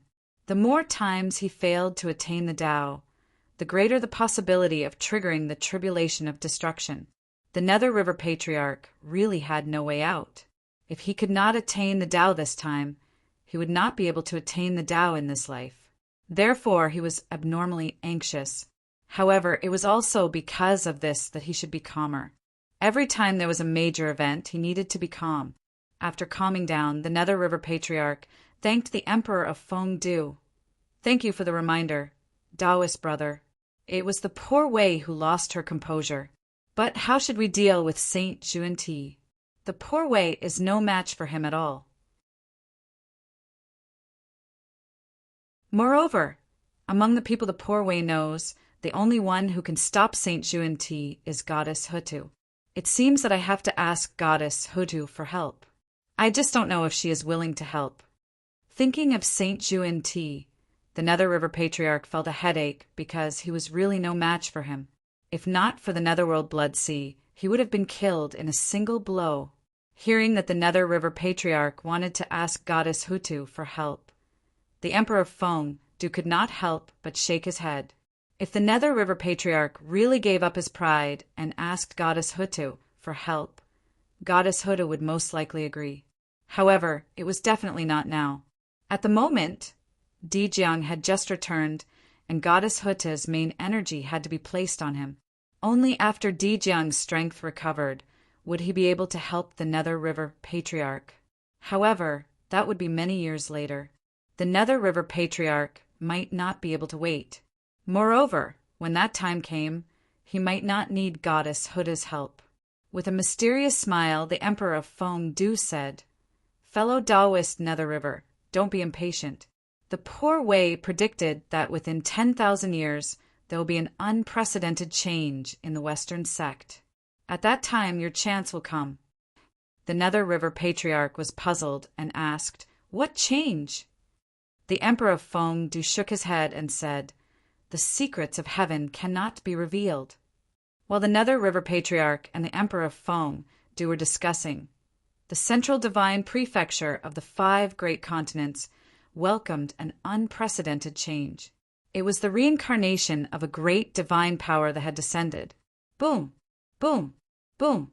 Almost every once in a while, the destiny of the central divine prefecture would shake, causing the fixed future to change. At the same time, every time the destiny of the central divine prefecture shook, the rest of the destiny in the world would gather towards this place. Later on, the destiny of the three realms all gathered in the central divine prefecture. Not only that, even the various famous mountains, rivers, grotto heavens, and blessed lands that had long moved away from the ground and escaped into the depths of the void, which were the dojos of the great divine power, also separated a wisp of destiny and gathered in the central divine prefecture. At this moment, the destiny of the central divine prefecture could be said to be the highest in the three realms. Even the heavenly court could not compare to it. Such a huge amount of destiny also caused an unknown change in the central divine prefecture. Its future became chaotic, and no one could see through it. Under the gathering of destiny, countless people with great destiny, heroes and heroes were born. There were many heroes, and no one was willing to submit to the others. Naturally, countless troubles were born. In just a few short decades, several countries in the central divine prefecture were destroyed and dynasties changed. That's right. Feng Zichen still used the feudal system to rule the country. Under the human Tao imperial court, there were hundreds of thousands of vassal states of various sizes. These states varied in size. Although they all had their own systems, the human Tao imperial court reigned supreme. All of them had to follow the orders of the human Tao imperial court and submit to the jurisdiction of the human Tao imperial court. Every 100 years, they even had to offer offerings to the human Tao imperial court. Of course, in reality, the human Tao imperial court rarely interfered in the internal affairs of these vassal states. Most of the time, they were autonomous. Unless they really could not stand it anymore, for example, when a ruler of a vassal state caused the people to be angry and the human Tao imperial court noticed, the human Tao imperial court would intervene, depose the ruler, and appoint a better ruler. Although the feudal system was outdated, in the current environment it was the best choice. Who did not want to be the human emperor? It could be said that every human had the dream of becoming the human emperor. They wanted to become the human emperor of the generation and command the primeval land and all the races in the universe. Feng Zichen was very supportive of the idea of his clansmen. After all, only with ambition would there be motivation. Only then would the clansmen be forced to work harder in cultivation. If the path to advancement was blocked, the clansmen would lose their future. Then, they would lose the motivation to cultivate. The entire race would appear lifeless. In this way, the race would not be far from decline. Making a name for oneself and accomplishing great deeds was the nature of the human race. Any force that dared to suppress the nature of the clansmen would be crushed by the angry clansmen and become the dust of history. Feng Zichen naturally did not want to see this happen. Therefore, in the early days of his rule, he did not choose a centralized system. Instead, he used a more ancient feudal system. Of course, Feng Zichen also made some changes to the so-called feudal system. He created 5 new noble titles under the human king. From high to low, there were Duke, Marquis, Count, Viscount, and Baron. These 5 noble titles could not be conferred unless one had made great contributions. Those with noble titles were the dukes of the human race. Only dukes were qualified to establish a country. Among them, the country established by a baron was the smallest. It was a small country. The country established by a viscount was a viscount. The country established by a count was a count. The country established by a marquis was a marquis. The country established by a duke was a dukedom. Above the duke was the human king. The human king did not need to establish a country because they themselves had supreme power to assist the human emperor in ruling all races. If the human emperor was not around, the human king would be the master of the human emperor. It could be said that the human king was a small version of the human emperor. A more vivid way of saying it was that the human king was a strong competitor for the human emperor. If the human emperor abdicated, the next human emperor would be born from the human kings. Commoner, baron, viscount, count, divine marquis, duke, human king, and human emperor. These 8 levels were the promotion path of the human race. A mortal, from the moment of birth, was an ordinary commoner. Then, through diligent cultivation, he could increase his strength and establish a career, step by step increasing his rank from a commoner to a baron, then to a viscount, then to an earl, then to a marquis, as long as one was willing to work hard. In theory, everyone had a chance to become the human emperor, although it was very slim. However, it was precisely this slim chance that inspired generations of humans to work hard in cultivation and expand the territory of the human race, slowly increasing the strength of the human race. Now, in the central divine province, there were many big countries and many small ones. It was the result of the efforts of generations of humans. Under the human emperor, there were 3 human kings, 36 duke, 108 divine marquis, and countless counts, viscounts, and barons. All of them showed the prosperity of the central divine province. One had to know that times had changed. In the past, Daluo Taoist priests could become a human king. But now, no matter how weak a human king was, he was at least a quasi-saint. As for the duke, every one of them was a connate Taoist priests. As for the divine marquis, they were perfected connate Tao lords. The 3 human kings were 3 quasi-saints. 36 grand dukes meant 36 connate Tao masters. The 108 divine marquis were 108 perfected connate Tao lords. And this was only the forces on the surface of the central divine province. 3 sovereign personages and 36 grand dukes did not mean that the central divine prefecture only had 3 pre-saints. Of the 36 zenith heaven holy lords, there would always be a portion of them who pursued the Tao wholeheartedly and did not want to go through hardships in the mortal world. Therefore, these people didn't enter the human emperor as officials. Instead, they lived in seclusion in the various famous mountains and rivers of the central divine province. They either cultivated in seclusion, oversaw a region, or founded a sect.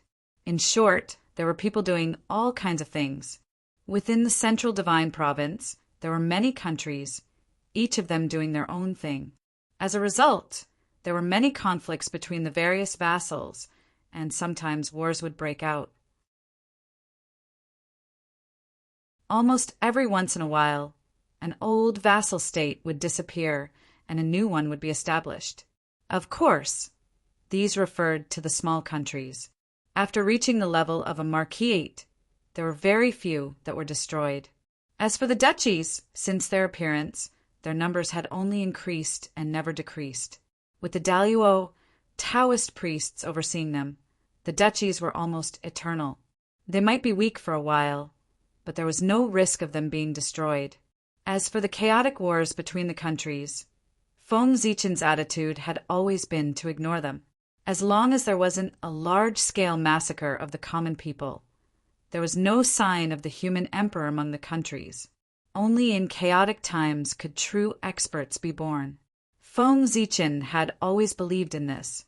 Therefore, he clearly had the ability to stop the chaotic wars between the countries, but he had never done so. Feng Zichen wanted to use the chaotic wars between the countries to give birth to true experts for the human race. Without experiencing a storm of blood and wandering between life and death, how could one become a true expert? Peace would only make people gradually comfortable. Only danger could motivate people to continuously improve. If all the countries developed peacefully and lived in harmony with each other, then why would Feng Zichen need to give out titles? Wouldn't it be better to just centralize power? After the birth of the countries, there would be a large number of experts born for the human race. That was why Feng Zichen adopted the feudal system.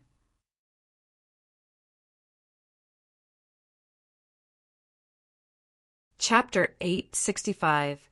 Speaking of which, Feng Zichen's method was very similar to raising venomous insects, but it didn't matter as long as they could become stronger.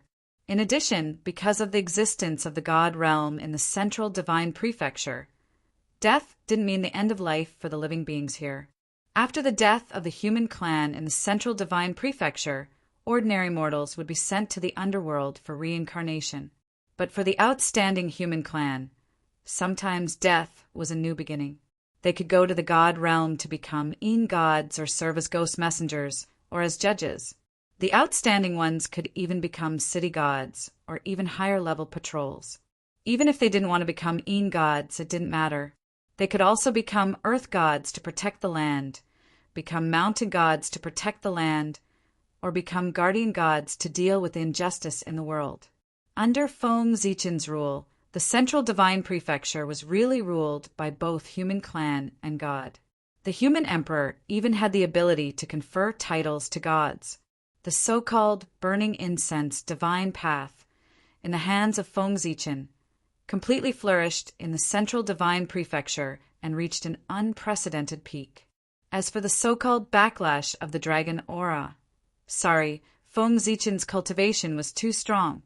He was so strong that the backlash of the dragon aura couldn't do anything to him. In the end, the principle of the backlash of the dragon aura was even solved by Feng Zichen and easily refined it. In other words, Feng Zichen could be the human emperor for as long as he wanted, and there would be no danger of the backlash of the dragon aura. After being the human emperor for a long time, Feng Zichen began to think about the plan of the god emperor in the past.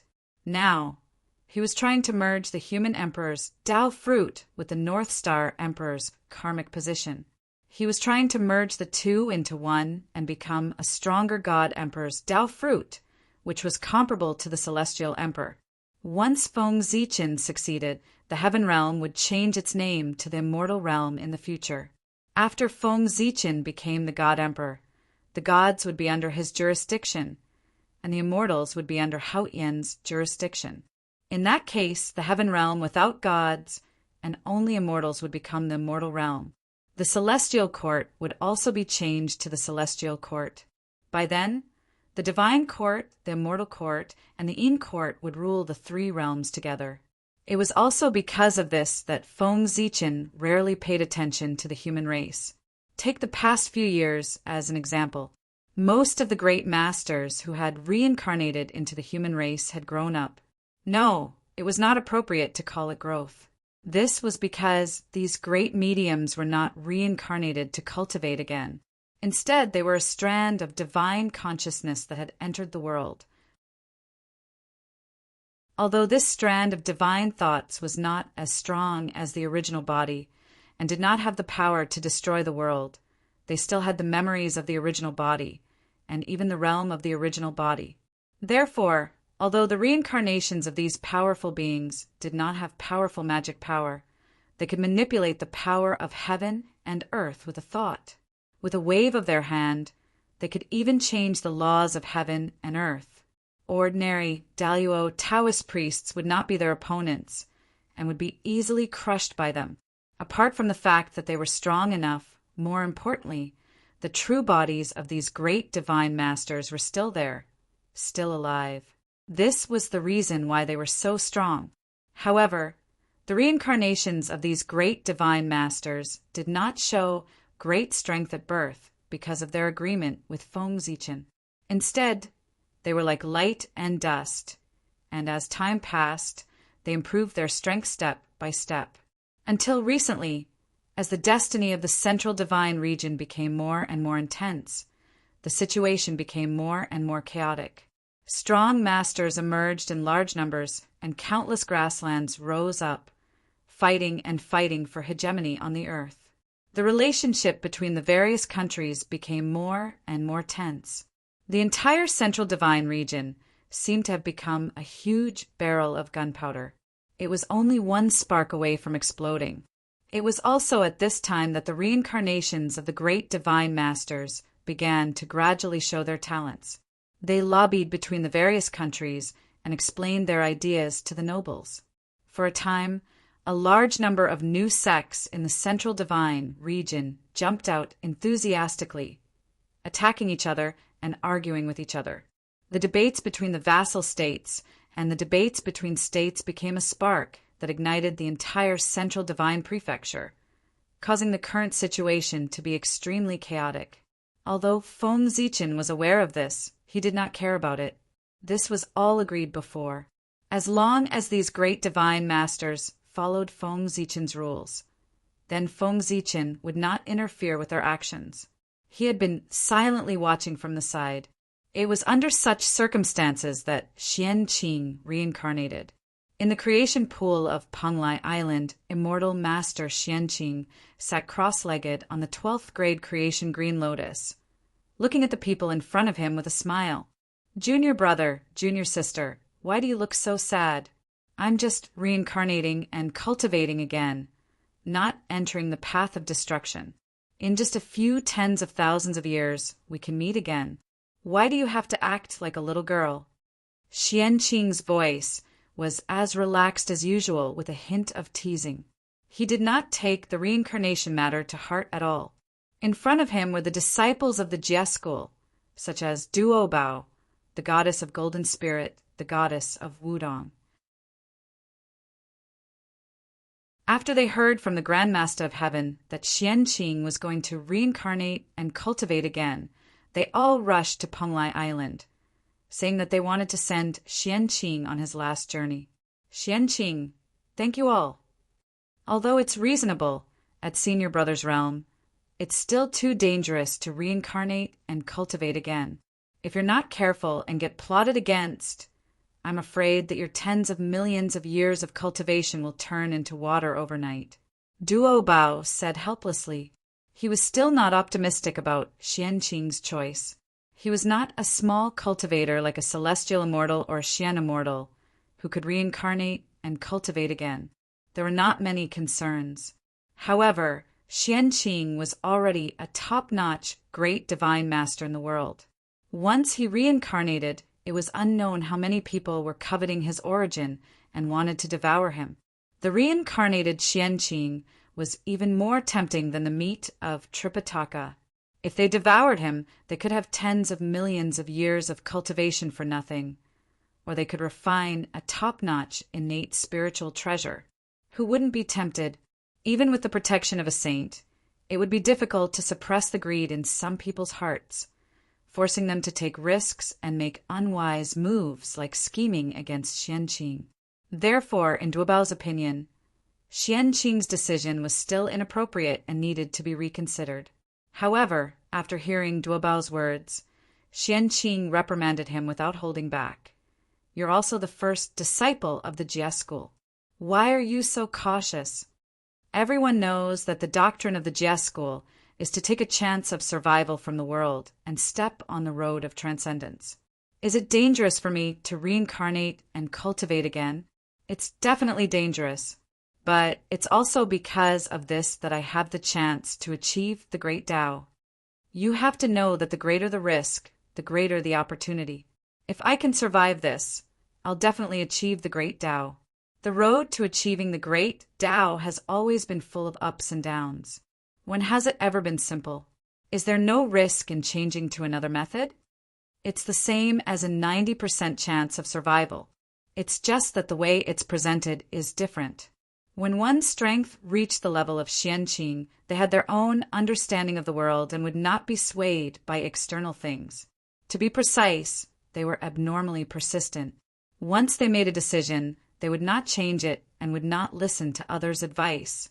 Xianqing was not the only one who was like this. All the great divine powers were like this. If the Grand Master of Heaven could listen to the advice of the Grand Pure One and the Heavenly Lord of Primordial Beginning, why would he take in so many disciples and end up in this world today, causing brothers to be at odds with each other? They were all people who could not be persuaded and were difficult to be swayed. Seeing this, Duo Bao did not persuade him anymore. He just sat cross-legged on the ground and chanted the supreme Dongxian spiritual treasure, Immeasurable Salvation Sutra for Xianqing. This was a Taoist scripture that the three pure ones jointly deduced when their relationship was at its best. It was abnormally mysterious and could help the living become immortals and the dead be released. All sentient beings in the three realms could be saved. Unfortunately, not long after this Taoist scripture was deduced, the three pure ones gradually had a gap. Not long after, they separated. This supreme Taoist scripture that witnessed the brotherhood of the three pure ones was also shelved. Very few people heard about it, and naturally, very few people cultivated it. However, at that time, Xianqing was a disciple taught by the three pure ones. When the Salvation Sutra appeared in the world, he was taught this scripture and learned it. Therefore, Xianqing knew it. Later on, Xianqing taught the Salvation Sutra to Duobao. As for whether Duobao taught it to others, Xianqing did not know. At this time, Duobao was chanting the Salvation Sutra for peace of mind. He wanted to use this supreme Taoist scripture to remove the disaster on Xianqing. Although it was not very useful, it was his intention. After saying goodbye to everyone, Xianqing's body suddenly burned with green flames. That was the fire of creation and also the fire of the great Tao. It came from the great Tao and could burn everything. Junior brothers and sisters, I'm leaving. As he spoke, Xianqing's physical body had already been melted by the fire of Tao. It then burned Xianqing's primordial spirit and even his true spirit. The fire of Tao was merciless. Soon, Xianqing's entire body was melted. However, Xianqing was a top great attainment saint. Although the fire of Tao was strong, it could not burn him into ashes. At the end of the fire of Tao, there was still a little bit of Xianqing's physical body left. No matter how the fire of Tao burned, it could not burn it. That was the essence of Xianqing's physical body. His huge, innate, fiend god body was burned until there was only a little bit left. It could be said that the quantitative change led to a qualitative change. The power it contained was extremely terrifying. It surpassed the Sage-to-Be realm and touched the threshold of the Origin realm. It was not only Xianqing's physical body. His innate, primordial spirit and undying true spirit were also burned until there was only a little bit left. They had reached the level of the Origin realm. In the fire of Tao, they shone with radiant light. They were immortal and indestructible. What was condensed was the essence. As if provoked, the fire of Tao burned even more fiercely. The terrifying heat melted the void and distorted the rules. It forced Duobao and the others to retreat quickly. Slowly, the remaining three forces of Xianqing also showed signs of melting. Whoosh! At this moment, the 12th grade green lotus of creation under Xianqing trembled slightly. Large amounts of holy light of creation gushed out and disappeared into the remaining forces of Xianqing. In an instant, Xianqing seemed to have been sublimated. The quality of his innate true spirit was further improved. He transformed from a top innate fiend god to an innate saint. More radiant light of Tao was born from the remaining forces of Xianqing, making it more mysterious. The green lotus of creation was a sacred item of the path of creation. Even Pengu could transform it, let alone Xianqing. Moreover, Xianqing's green lotus of creation was called 12th grade. However, it was actually 24th grade. Like the three heaven-opening treasures, it was the top innate merit true treasure. In terms of power, the 24th grade green lotus of creation was not inferior to the Taiji diagram, Penga's banner, and the chaos bell. In some aspects, it was even better. The 36th grade green lotus of creation was enough to breed a chaos fiend god. It was not difficult for the 24th grade green lotus of creation to breed an innate saint. Xianqing had obtained the 24th grade green lotus of creation for many years. However, he had never used the power of the green lotus of creation to transform himself from a top innate fiend god to an innate saint. His purpose was to wait for this moment. At this critical moment, he would transform himself, complete his Tao foundation, and cultivate the origin Tao fruit. Under the burning of the Tao fire, Xianqing's remaining forces first absorbed the holy light of creation, and then slowly merged into one. The innate true spirit, innate primordial spirit, and innate physical body were completely mixed into one. They were no longer separated. The physical body was the true spirit, and the primordial spirit was the true spirit. At this moment, Xianqing's power and entire origin Tao had reached a perfect state. In the Tao fire, a small ball of clear light rose slowly. It was perfect and flawless, and the origin Tao was integrated into one. It bloomed with radiance, illuminating the boundless universe and the infinite time and space. Under the illumination of this clear light, the Tao fire gradually extinguished. Only the clear light remained. It was like the sun in the sky, unmoving. This was Xianqing.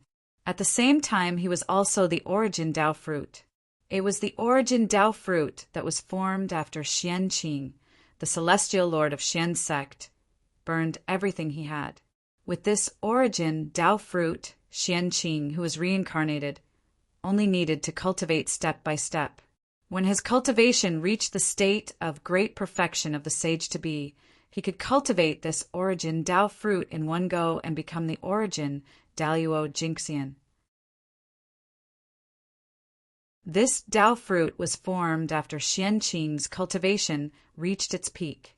It was very compatible with him, and there was no difficulty in cultivating it. In other words, Xianqing's path to Tao had been opened, and all he lacked was time. So that's how it is, so that's how it is. So that's what this brat is planning. No wonder he didn't want to tell me. This method is too risky. If I'm not careful, I'll die. If I knew in advance, I would definitely try my best to stop him. On the Golden Turtle Island, far away, the Tongtian sect leader, who was silently observing Xianqing, could not help but reveal a look of relief when he saw this scene. He finally knew what Xianqing's plan was. The so-called reincarnation was just a pretense. His real goal was still to reach the peak, burning everything he had, and in the most desperate situation, he saw a glimmer of hope.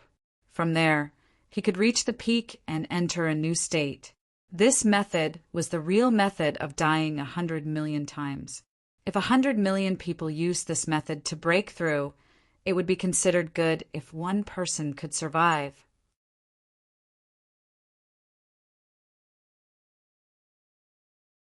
Chapter 866. He was gambling with his life. Therefore, if the Tongtian sect leader knew about Xianqing's plan in advance, he would not have allowed him to do so. It's still too rash. Although Xianqing succeeded, the Tongtian sect leader did not feel relieved. He just felt that Xianqing was too risky and should not have done such a dangerous thing. Using this method to ascend to the extreme was not the right way to break through. However, this method was indeed powerful. Regardless of the level, as long as he succeeded, he would be able to advance to the next realm. Remember, it was any realm. After successfully ascending to the extreme of the Sky Immortal, he would be a Xian Immortal. After successfully ascending to the extreme of the Sage-to-Be, he would be a Primordial Daluo Jingxian. Of course, there was a prerequisite. He had to succeed to break through the realm. If he failed, he would only be left with death and his Tao would vanish. Even if Xianqing was immortal, if he failed to ascend to the extreme this time, he would not have an easy time. He would have to start all over again. Xianqing's primordial chaos Tao fruit rotated above the green lotus of creation for a moment. Then, it slowly dissipated and disappeared. It had already carried Xianqing's remnant true spirit and reincarnated. Although Xianqing's primordial chaos Tao fruit had been refined, it did not mean that he had directly broken through to the realm of the primordial chaos. There was still a process. Only when his cultivation had recovered to its peak and he had refined the primordial chaos Tao fruit could Xianqing be considered to have reached the realm of the primordial Daluo Jingxian. The moment Xianqing's primordial chaos Tao fruit disappeared, the Tongtian sect on the Golden Turtle Island took the initiative. The Qingping sword was unsheathed. The terrifying sword light illuminated the entire three realms. It circled in the river of time and space and did not dissipate for a long time. It alarmed many existences, The Tongtian sect leader was warning the great mediums of the Eldritch world to not have any ideas about Xianqing's primordial chaos Tao fruit. Otherwise, what awaited them would be the endless pursuit of the Qingping sword. At this moment, Xianqing, who had reincarnated into the human race with the primordial chaos Tao fruit, had reached the most dangerous moment of his life. Although the primordial chaos Tao fruit was extremely compatible with Xianqing, it did not mean that outsiders could not refine it. If he could snatch Xianqing's primordial chaos Tao fruit, he could still refine it with some effort. The Tao fruit of the origin was formed after Xianqing's origin was sublimated to the extreme. It contained all of his cultivation. If an outsider were to obtain it and refine it, they would be able to take away everything from Xianqing in an instant and immediately reach the realm of the origin Daluo Jingxian. Using this method to attain the Tao would definitely require a certain price to be paid. However, compared to the scenery after attaining the Tao, this price was nothing. After all, not every great magician had the confidence to reach the realm of primordial chaos Daluo Jingxian. At this time, the Xianqing Tao fruit, which was enough for them to reach the heavens in one step, became the last hope for these people to attain the Tao. In order to attain the Tao, some great practitioners were willing to take the risk. This was also considered the drawback of attaining the Tao through the extreme sublimation method. If they were not careful, it would be easy for others to snatch the Tao fruit of the origin. As a result, all of their previous efforts would be made for others. It was very miserable. It was precisely because of this that the Tongtian sect leader took out the Qingping sword and released the sword light in the long river of time and space without concealing it. He wanted to use this to warn those with ulterior motives. The primordial chaos Daluo Jingxian, who used this method to attain the Tao by stealing others' Tao fruit of the origin, must be at the lowest level of this realm. He could not even be compared to the so-called weakest person who attained the Tao through virtue. Such an existence was definitely not a match for the Tongtian sect leader. If the Tongtian sect leader used the 4 immortal slaying swords, it would not be a problem to kill him, but it would not be a problem to seal him. If the 3 pure ones joined forces, it would be even stronger. They would definitely be able to kill the new and weakest primordial chaos Daluo Jingxian. They might even be able to refine the Tao fruit of the origin again before his realm stabilized. As for whether the 3 pure ones would join forces or not, in the past, everyone would say that the 3 pure ones had already split up and were not on good terms with each other. They would probably not join forces. However, during the investiture of the Gods' War, everyone saw the scene of the 3 pure ones joining forces to fight against the human emperor. How could you say that they were not on good terms with each other when they could join forces to fight against the enemy? The so-called split up was just a pretense. In this way, after the Tongtian sect leader's warning, there would definitely be fewer powerful people who dared to have designs on the Xianqing sect. There might even be none. Of course, there would definitely be some powerful people who would make a move. However, at this time, it would be the time to see if the Tongtian sect leader's Qingping sword was good or bad. On this day, in the central divine province's country of Lu, clear light suddenly filled the sky. It was vast and mighty for more than 30,000 miles. At the same time, in a certain family, a woman dreamed of a green lotus falling into her arms. Then she woke up with a start. Not long after, the news that she was pregnant spread. This time, it was like poking a hornet's nest and causing a huge commotion. The woman was not married, but the news that she was pregnant spread. This was not a disgraceful thing. It was not like the ancient times when people only knew the mother and not the father. Since the rise of human civilization, being pregnant before marriage had never been a glorious thing. The central divine province's laws were not completely inhumane. There was no such thing as being drowned in a pig cage. However, being pregnant before marriage was still quite disgraceful to that family. It had tarnished their family's reputation by more than half. However, that family only had one daughter. What else could they do? Could it be that they could beat him to death? They could only continue to raise her. If the country of Lu was not in the central divine province and was in an ordinary mortal world, the best choice for this family would be to hide their names and escape to a place where no one knew them and start anew. However, the country of Lu was in the central divine province, a place where immortals and gods lived together. Knowing that there was a woman who was pregnant after being connected with heaven and earth, some cultivators were tempted and thought of the records in the ancient books. Being pregnant after being connected with heaven and earth was a phenomenon unique to the ancient divine emperors. According to legend, the ancient divine Emperor Fuxi was born from the connection between Huashu and Lu'ais. The earthly Emperor Shennong was born from his mother's dream of Sui entering her bosom. The human Emperor Xianyuan was born from his mother's dream that she was in a huge nest. When she woke up, she found that she was already pregnant. As for the woman, she was pregnant from the dream of a blue lotus entering her bosom. When they thought of the time of her pregnancy, there was a phenomenon in the country of Lu. Clear qi was condensed for 30,000 miles and did not dissipate. Now the timing was just right.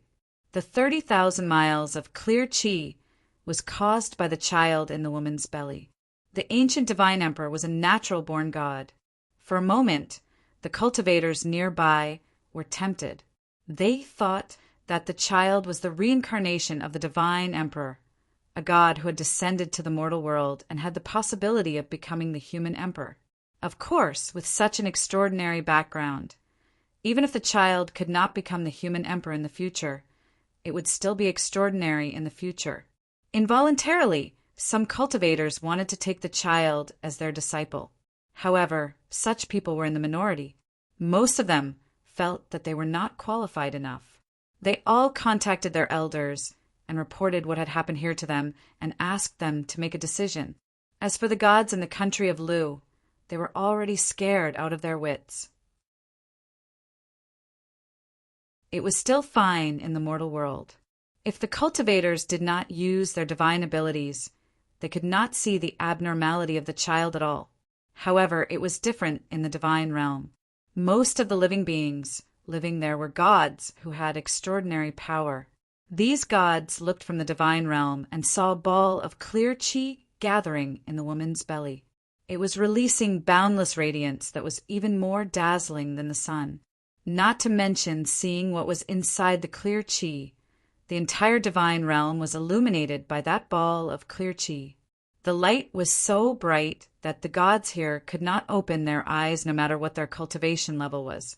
Needless to say, the child in the woman's belly was definitely not simple. Otherwise, why would there be such a phenomenon? Some people were tempted to cherish talents. But naturally, there were also people with ulterior motives who had evil thoughts. Born with the appearance of a divine emperor, this child must be extraordinary. If they took the opportunity to take it out and refine it before it was born, they might be able to become a Tao Lord immediately. Some people had such thoughts, and some people directly took action. Unfortunately, these evil spirits were burned to ashes by the clear qi in the woman's belly before they could get close to her. However, although the clear qi was strong, it was only useful for cultivators. It was useless for mortals. The woman was pregnant before marriage, and she was looked down upon and scolded by many people. What's more, the woman's clansmen wanted to abort the child. However, as a mother, the woman was not swayed by the words of the outside world. She still maintained an optimistic attitude. The tribulation of Tao ascension. That clear qi was naturally Xianqing. He who had just reincarnated was facing the tribulation of Tao ascension, the tribulation of death. He was not even born, but there was already a tendency of him dying. Tao ascension was difficult, and every step was dangerous. This was only the beginning. There were many more tribulations waiting for Xianqing. Time passed bit by bit. In the blink of an eye, 3 months had passed. The woman's pregnancy was already showing, but her situation had improved greatly, because at some point in time there was an extra qilin in the Lu country. It was surrounded by auspicious clouds and looked very sacred. This qilin would appear every day with a spirit fruit in its mouth. It would come to the woman's house punctually and offer her the spirit fruit. A qilin giving spirit fruit was a treatment that only Huashu, the mother of heavenly Emperor Fuxi, could enjoy. It was confirmed that the child in the woman's belly must be someone like the ancient divine emperor. It was also because of the appearance of the qilin that the surrounding rumors changed in the shortest time possible. The people here were not ignorant. The Central God Province was a place where humans and gods lived together. Seeing this phenomenon, the local people immediately realized that the woman's child was not simple. Therefore, the rumors changed. In the past, the child said that the woman was immoral and was pregnant with someone's bastard child. But in the blink of an eye, it became, I already knew that the child was extraordinary and was the reincarnation of a god. The change was so fast that it made people dumbfounded. After that, as time passed, more and more changes happened to the woman's situation. At some point in time, a majestic true dragon appeared in a lake in the country of Lu. Every day, it would catch all kinds of spirit fish from the lake and compete with the qilin to deliver food to the woman. Then a phoenix appeared. It was incomparably luxurious and also joined the ranks of delivering food. Not long after, the people in the country found that there were many divine beasts and auspicious beasts around them. And these divine beasts and auspicious beasts were all circling around the woman. For example, when the woman walked to the river, divine beasts would appear in the water. They would either give her all kinds of treasures in the water or carry her to swim in the water. If she came to the mountain forest, various divine beasts would appear. They would either blow the wind for her, give her fruits, or offer her divine spring water. In short, no matter where she went, all the living beings in the world would kindly express their goodwill to her. When the surrounding people saw this, although they did not say anything, they all knew that these changes were caused by the child in the woman's belly. This child was really extraordinary. There was already such a powerful phenomenon before it was born. If it was born, it would be incredible. The human race would definitely have another peerless prodigy. For a time, whether it was the gods or the surrounding cultivators, they all reached a tacit understanding to secretly protect the child and prevent it from being harmed by evil spirits. Therefore, such a situation occurred. During the day, the immortals silently protected the woman. At night, it was the gods' turn. It was also at this time that the rumors changed again. Some people swore that the child was the reincarnation of an immortal in heaven because they saw an immortal secretly protecting the child during the day. Some people refuted that the child was the reincarnation of a god because they saw the gods appear at night and silently protect the child. Just like that, a debate about the origin of the child arose. They argued endlessly about whether the child was a god who had descended to the mortal world or the reincarnation of an immortal. That was how boring it was. This debate continued until the 14th month of the woman's pregnancy. At this time, a major event occurred that caused the people to stop arguing. Xianqing's reincarnation needed about 24 months to be born, which corresponded to the 24 green lotus of creation. Therefore, it was not a problem for the child to not be born after 14 months. The surrounding people were also not surprised. After all, it was a natural god. It was normal for it to be different from others. It would be abnormal if it was the same as others. Of course, Xianqing was able to successfully conceive until now because of the various immortal fruits offered by the divine beasts. That woman only had a mortal body, but Xianqing was a top-tier great medium. How difficult was it to conceive an innate god with a mortal body? It was likely that before Xianqing was born, the woman's essence would have been exhausted and she would have become a dried corpse. Therefore, the scene of the divine beasts offering the immortal fruits happened. The immortal fruits were not ordinary either. They were all top-tier innate spiritual fruits. Each of them was more precious than the 9,000-year-old immortal peaches. If an ordinary person ate one of them, it would be an exaggeration to say that they would become Taoist priests. However, it would be no problem for them to become Tai Taoist lords. These innate spiritual fruits were the treasures of Feng Zichen and the Tongtian sect leader. In order for Xian Qing to be born successfully, they gritted their teeth and took them out. As for the divine beasts, their origins were simple. They were the newly born descendants of the 3 clans. Their bloodline was incomparably pure. Otherwise, they would not be qualified to offer the immortal fruits to Xian Qing.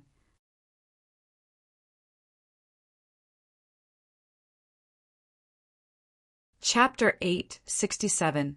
At the end of the day, Xian Qing was a person of great merit. He had made great contributions to the primitive world, and was a Tao ancestor, the primitive talisman ancestor.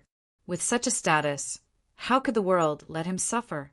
When the woman was 14 months pregnant, it happened to be the day of the human race's ancestral worship.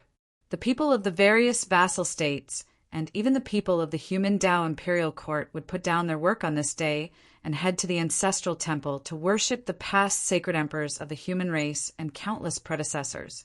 On this day, the human race experts would go out to hunt ferocious beasts, demons, and other enemies of the human race and take their heads to worship the predecessors. The purpose of this was to not forget their roots. The descendants of the human race would never dare to forget the blood feud of the human race. At the same time, this would let people understand the hardships and dangers of their ancestors in the primitive world to establish a territory belonging to the human race step by step. It would let the future generations remember how difficult it was for the ancestors to establish the human race's territory. It was also at this time that a shocking scene took place in the country of Lu. The woman headed to the ancestral temple to worship the martyrs and pray that the martyrs would protect her unborn child. However, she had never expected that after she arrived at the imperial ancestral temple, none of the martyrs worshipped by the imperial ancestral temple would dare to accept her, except for the Holy Mother of the human race, Goddess Nuwa. After entering the ancestral temple, the woman followed the rules and bowed to the martyrs. However, before she could kneel, the memorial tablets of the martyrs in the ancestral temple all shook and moved to the side, not daring to accept her bow. When the immortals and gods hiding in the dark saw this, they were even more shocked. Although they had already guessed that the child was extraordinary, they still didn't expect it to be so extraordinary. Others couldn't tell, but how could they not?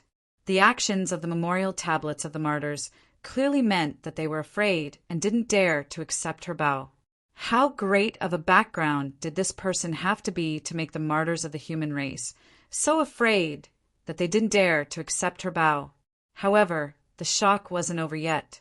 The woman hesitated for a moment, then turned and entered the main hall to worship the 3 sovereigns and 5 emperors. However, when the statues of the 5 emperors saw the woman, they all moved to the side, indicating that they didn't dare to accept her bow. The 3 sovereigns accepted the woman's bow, but after she bowed, the statues of the 3 sovereigns returned the bow at the same time. The ancient sacred emperor's reincarnation. She's definitely the ancient sacred emperor's reincarnation. Otherwise, how could the 3 sovereigns treat her with respect? It's time for the human race to rise again. Someone who saw this scene couldn't help but shout out in excitement. He couldn't be blamed for losing his composure, as this phenomenon was truly too shocking. How many people in the 3 dimensions were able to make the 3 emperors talk to them as equals? If he wasn't a high and mighty saint, then he must be one of the few great divine powers in the world. Such a figure was actually born into the human race. Wasn't it just like the reincarnation of Fuxi into the human race, becoming the human emperor and leading the human race to prosperity? Next, the woman arrived at the depths of the imperial ancestral temple. There were 2 shrines here. The larger one was dedicated to Empress Nuwa, while the smaller one was dedicated to the ancient sage emperor. It was said that the ancient sage emperor was the first human emperor of the human race. His origin was even more ancient than the 3 sovereigns and 5 emperors. He was born even before the ancient era.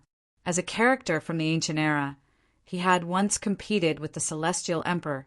Later on, after this ancient sage emperor experienced a series of magnificent lives, he became the emperor of the North Star, heavenly emperor in the heavens.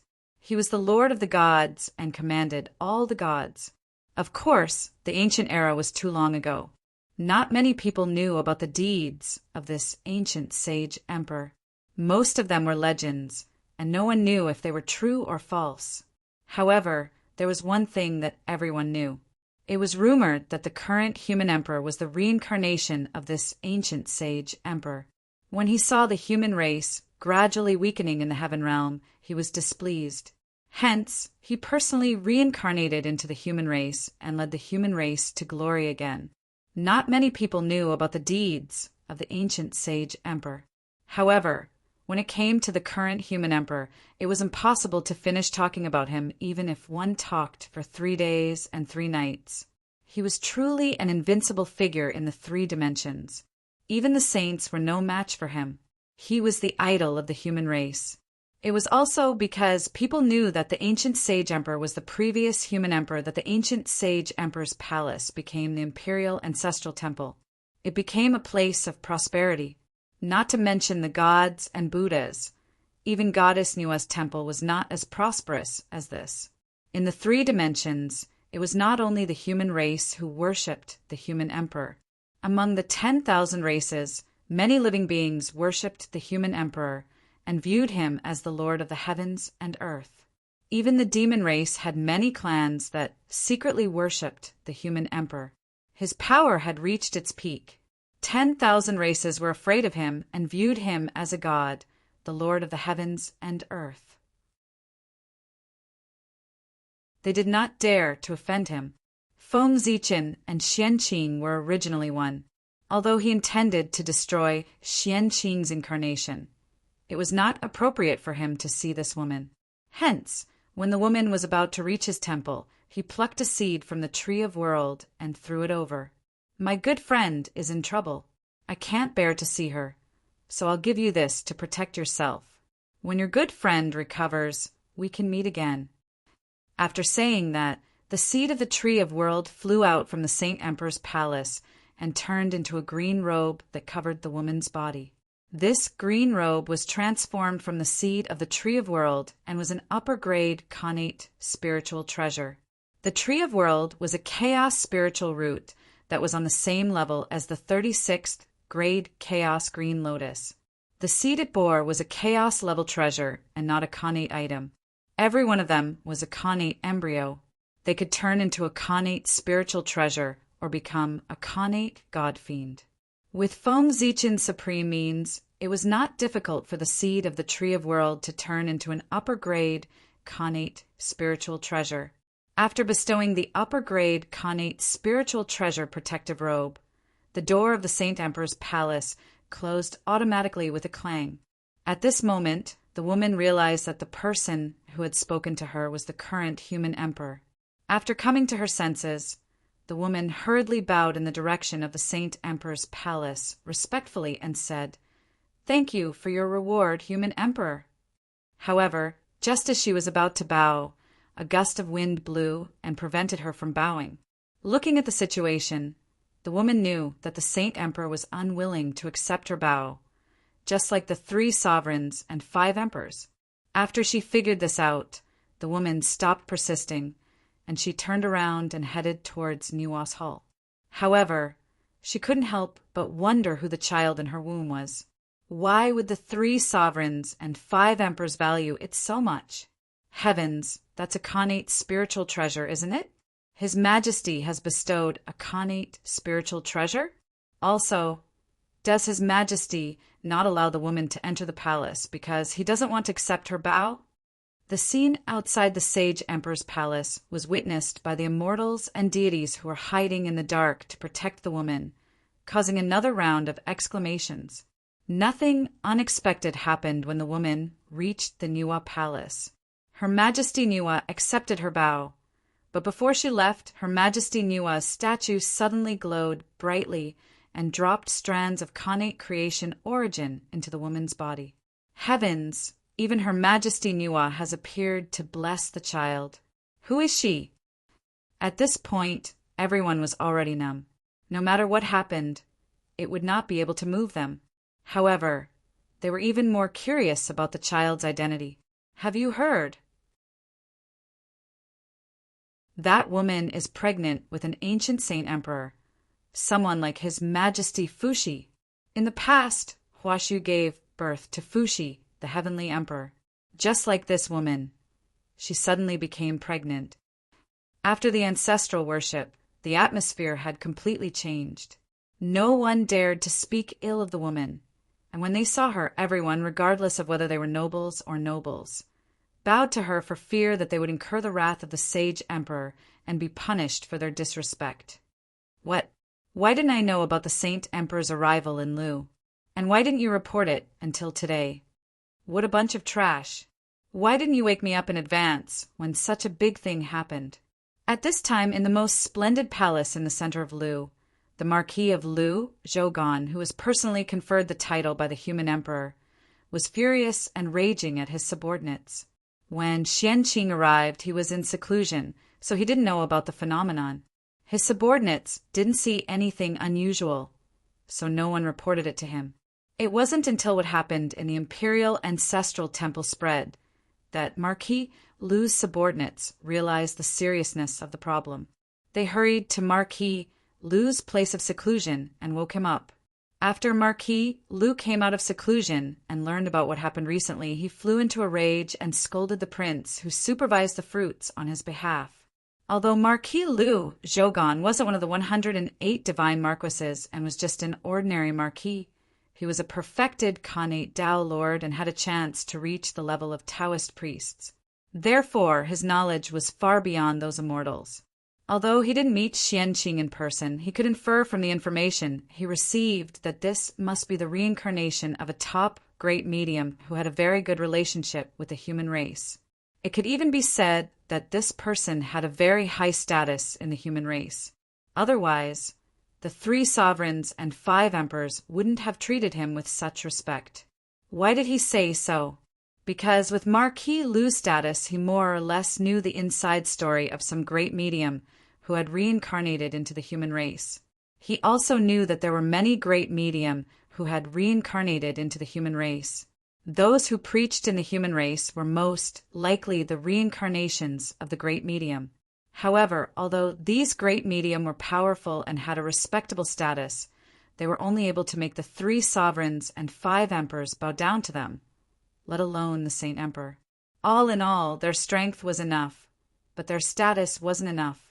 After entering the human emperor palace, the 3 sovereigns and 5 emperors might not accept their greetings, but the Saint Emperor would definitely accept it. Therefore, if he wasn't a great medium, could it be that he was the reincarnation of the ancient Emperor Yu? Lu Ho couldn't help but think so. But soon after, this thought was overturned by him. King Yu was the descendant of the 3 sovereigns and 5 emperors. It was natural for him to bow to the 3 sovereigns and 5 emperors.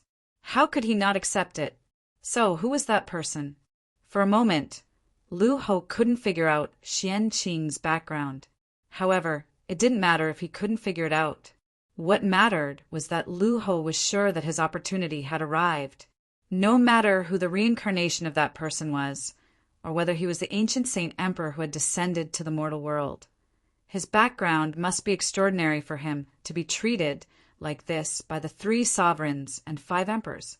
Now, as long as he could find a chance to build a relationship with him before he grew up, and at the same time do him a few favors, then, when his cultivation recovered to its peak, he could help Lu Ho. Wouldn't Lu Ho soar? Thinking of this, Lu Ho hurriedly ordered, "Men, prepare a big gift for me. An ancient Saint Emperor has come to Lu Ho. How can I not pay him a visit?"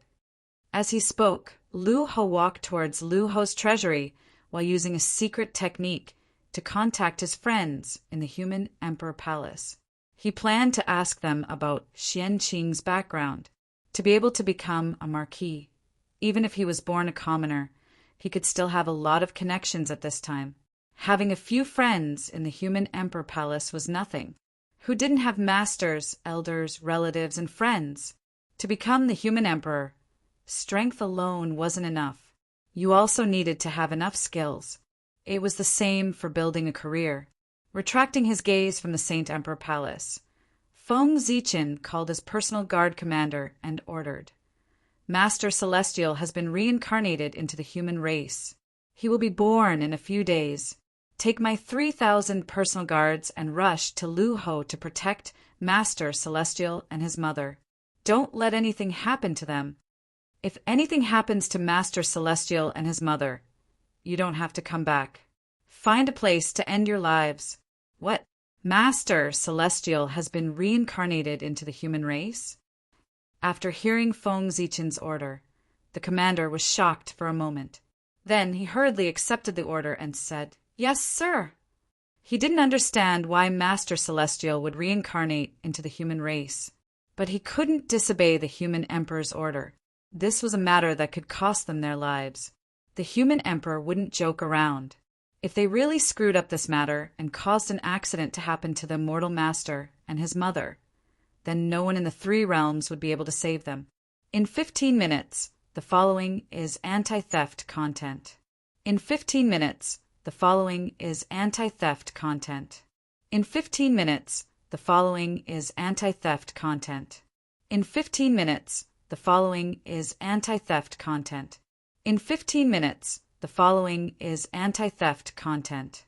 In 15 minutes, the following is anti-theft content. In 15 minutes, the following is anti-theft content. In 15 minutes, the following is anti-theft content. In 15 minutes, the following is anti-theft content. In 15 minutes, the following is anti-theft content.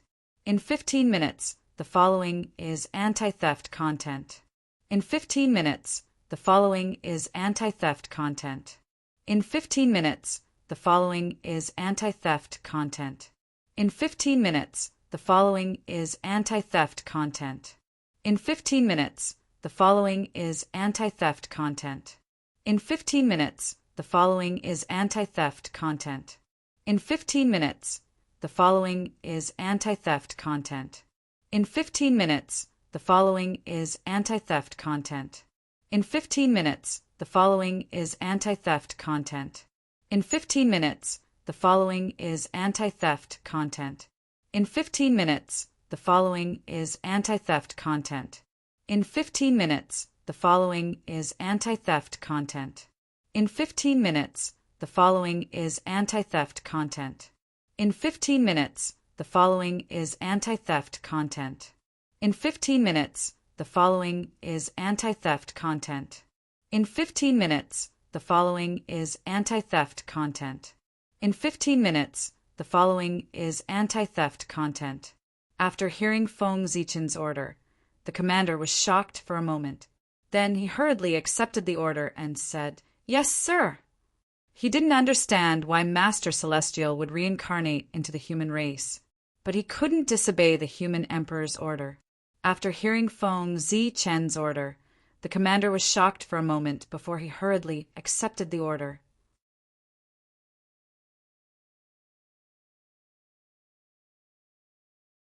Chapter 868.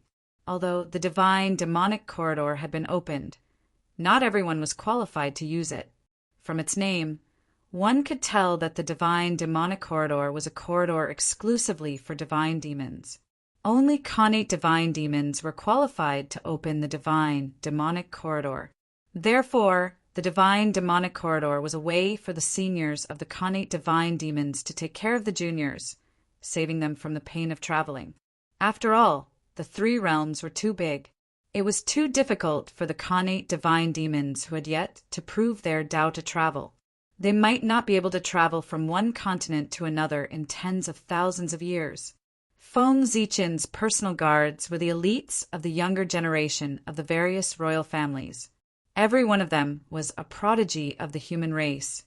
If they were in the central divine province, the worst of them would be an earl, and the commander of his personal guards was a prodigy among prodigies.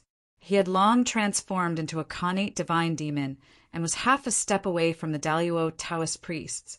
He was only one step away from proving his Tao. His strength was comparable to that of the 108 divine marquises of the human race, and Feng Zichen had a total of 4 such personal guards. This time, in order to protect Xianqing, Feng Zichen sent out all 4 of them. It was because of the 4 commanders that they were able to open the divine, demonic corridor and rush to the state of Lu. Not long after the personal guards left, Feng Zichen suddenly stood up and stared straight ahead, motionless. It was the direction Feng Zichen was staring at. Hundreds of thousands of miles away, an old man riding a green ox was slowly approaching. The green ox did not walk fast. It could only travel 1,000,000 miles in a day. It would take at least 100 days to get here. 1,000,000 miles in a day was not slow. But it also depended on who the other party was. If it was an ordinary immortal, this speed would naturally be extremely fast. But the other party was not. That old man was Tao ancestor Hongjun, who was impersonating Taishang Laojun. Therefore, how could Feng Zichen not be shocked to see him rushing towards him? Why did the Tao ancestor come here for no reason? Feng Zichen was very curious about the Tao ancestor's purpose, but he didn't rush forward to ask. Instead, he continued to sit in the human emperor palace and waited for the Tao ancestor's arrival. As for picking her up, that was impossible. If the Tao ancestor came in the name of the Grand Supreme Elder, he would be the Grand Supreme Elder and the incarnation of the Grand Pure One. Such an identity was naturally not worthy of Feng Zichen standing up to welcome him personally. Even if the Grand Pure One came, Feng Zichen would have to depend on his mood to welcome him, let alone a mere clone. Although Lu Ho had taken the lead, his speed was still not as fast as Feng Zichen's personal guard. After all, time stopped in the God and Devil corridor. When Lu Ho arrived, Feng Zichen's personal guards had already arrived. They immediately protected Xianqing's mother. Coincidentally, among the personal guards, there was someone who knew Lu Ho. He quietly went up and asked, "Brother, which great figure is this reincarnated?" That personal guard turned to look at him and said, "Why are you asking so much? Anyway, it's a great figure." Although they knew Xianqing's identity, they didn't dare to reveal anything if Feng Zichen didn't say anything. Seeing that he couldn't get anything out of him, Lu Ho didn't say anything. Instead, he took on the responsibility of guarding with these personal guards. Just like that, for the rest of the time, everything was peaceful. Soon, it was time for Xianqing to be born. On this day, the woman was sleeping. In her dream, she dreamed of a green lotus blooming slowly. The flower bloomed 24 times, and endless creation chi flowed. At this point in the dream, the woman suddenly woke up. Then, she saw a delicate child beside her. Xianqing was born. The moment Xianqing was born, the entire country of Lu suddenly fell into darkness. The entire void also began to collapse abruptly. It shattered into pieces and fell from the sky. A big hand appeared silently and grabbed Xianqing, who had just been born. This was a move by a powerful person. He wanted to steal Xianqing's primordial chaos Tao fruit to step into the realm of primordial chaos. The reason why this powerful person dared to make a move was not that he wasn't afraid of Tongtian's sect leader's revenge, but that he had already thought of a way out. At this time, this powerful person was in the chaos outside the sky. After this move, whether it was successful or not, he would immediately escape into the depths of the chaos outside the sky and never appear in the untainted land. If he succeeded, he would be able to attain the Tao in one fell swoop and cultivate to the chaos, zenith, heaven, golden, immortal realm. From then on, he would be immortal and indestructible. Even with the vastness of the chaos outside the realm, he would be able to roam freely and unrestrained. If he failed, he would make up his mind to cultivate in seclusion in the chaos outside the sky. As long as he didn't reach the realm of primordial chaos, he wouldn't come out. At that time, he who had no way out might be able to erupt with his greatest potential and break through in adversity to reach the realm of primordial chaos Daluo Jinxian. This was considered cutting off his own path of retreat. He would stimulate his potential and force himself to break through. Of course, this powerful person's plan was quite perfect, but it didn't mean that there were no risks. There was still a great risk. That was, once he was slow, he would be caught by Tongtian's sect leader and be killed by the 4 fairy slaying swords. Or he would be sealed and never have the chance to come out. However, how could there be no risks in reaching the realm of Tao? In order to reach the realm of Tao, it was worth taking some risks. If he succeeded, he would be free. If he failed, he wouldn't be too far off. Anyway, he would be stuck in the realm of half-step primordial chaos. He might as well die. It was because the Almighty held such a thought that such a scene had occurred. How dare you! On Golden Turtle Island, Tongtian's sect leader saw this scene from afar and couldn't help but be furious. He immediately pulled out the Qingping sword and threw it in the direction of Xianqing, wanting to block the attack for him. However, although Tongtian's sect leader was fast, someone was faster than him. It wasn't Feng Zichen, but the fate of the human clan. Just as Xianqing was in danger, the fate of the human clan shook and directly fell from the river of destiny. It appeared above the reincarnation of Xianqing's head and covered him, blocking the attack of the powerful person for him. At the same time, several more attacks arrived. The temptation of the primordial chaos fruit was still too great. It attracted many powerful people who had no hope of breaking through and chose to take the risk. They didn't hesitate to take the risk of offending Tongtian's sect leader and even the entire human clan to take away Xianqing's primordial chaos fruit. What was the meat of Tripitaka? Compared to the current Xianqing, it was like a small child in the presence of a great sorcerer. They couldn't be compared at all. Boom! At this moment, the Qingping sword arrived. Bright green sword light swept out like a vast sea of sword qi. It was mighty and mighty, blocking the next few supernatural powers and not letting them hurt Xianqing at all. At this moment, what was Feng Zichen doing? He had already left the human emperor palace and even the central divine land and the 3 realms to come to the chaos beyond the heavens. After the powerful person attacked, Tongtian's sect leader didn't know that the fate of the human clan would protect Xianqing. So his first reaction was to throw down the Qingping sword to protect Xianqing. And Feng Zichen knew that the fate of the human clan would protect Xianqing and wouldn't let anything happen to him. Therefore, after the powerful person attacked, Feng Zichen directly locked onto his position and crossed the endless void to attack the chaos beyond the heavens. Rumble. Seeing that his attack didn't succeed, the powerful person didn't linger and directly turned to escape into the depths of the chaos beyond the heavens. When Feng Zichen arrived at the chaos beyond the heavens, he saw his back, frantically fleeing. The chaos beyond the heavens was really big. From the fact that the entire untainted land was surrounded by the chaos beyond the heavens, one could know that the chaos beyond the heavens was countless times bigger than the untainted land. Therefore, if this powerful person really escaped to the depths of the chaos beyond the heavens and hid, no matter how powerful Feng Zichen was, he couldn't find him in the chaos beyond the heavens. Even with Tongtian's sect leader, he couldn't find him. The chaos beyond the heavens was the most mysterious place in the untainted land. No one knew how many secrets were hidden in it and how many risks were hidden. Not to mention that the chaos beyond the heavens bordered the great chaos beyond the heavens. Who knew if that person would escape from the chaos beyond the heavens?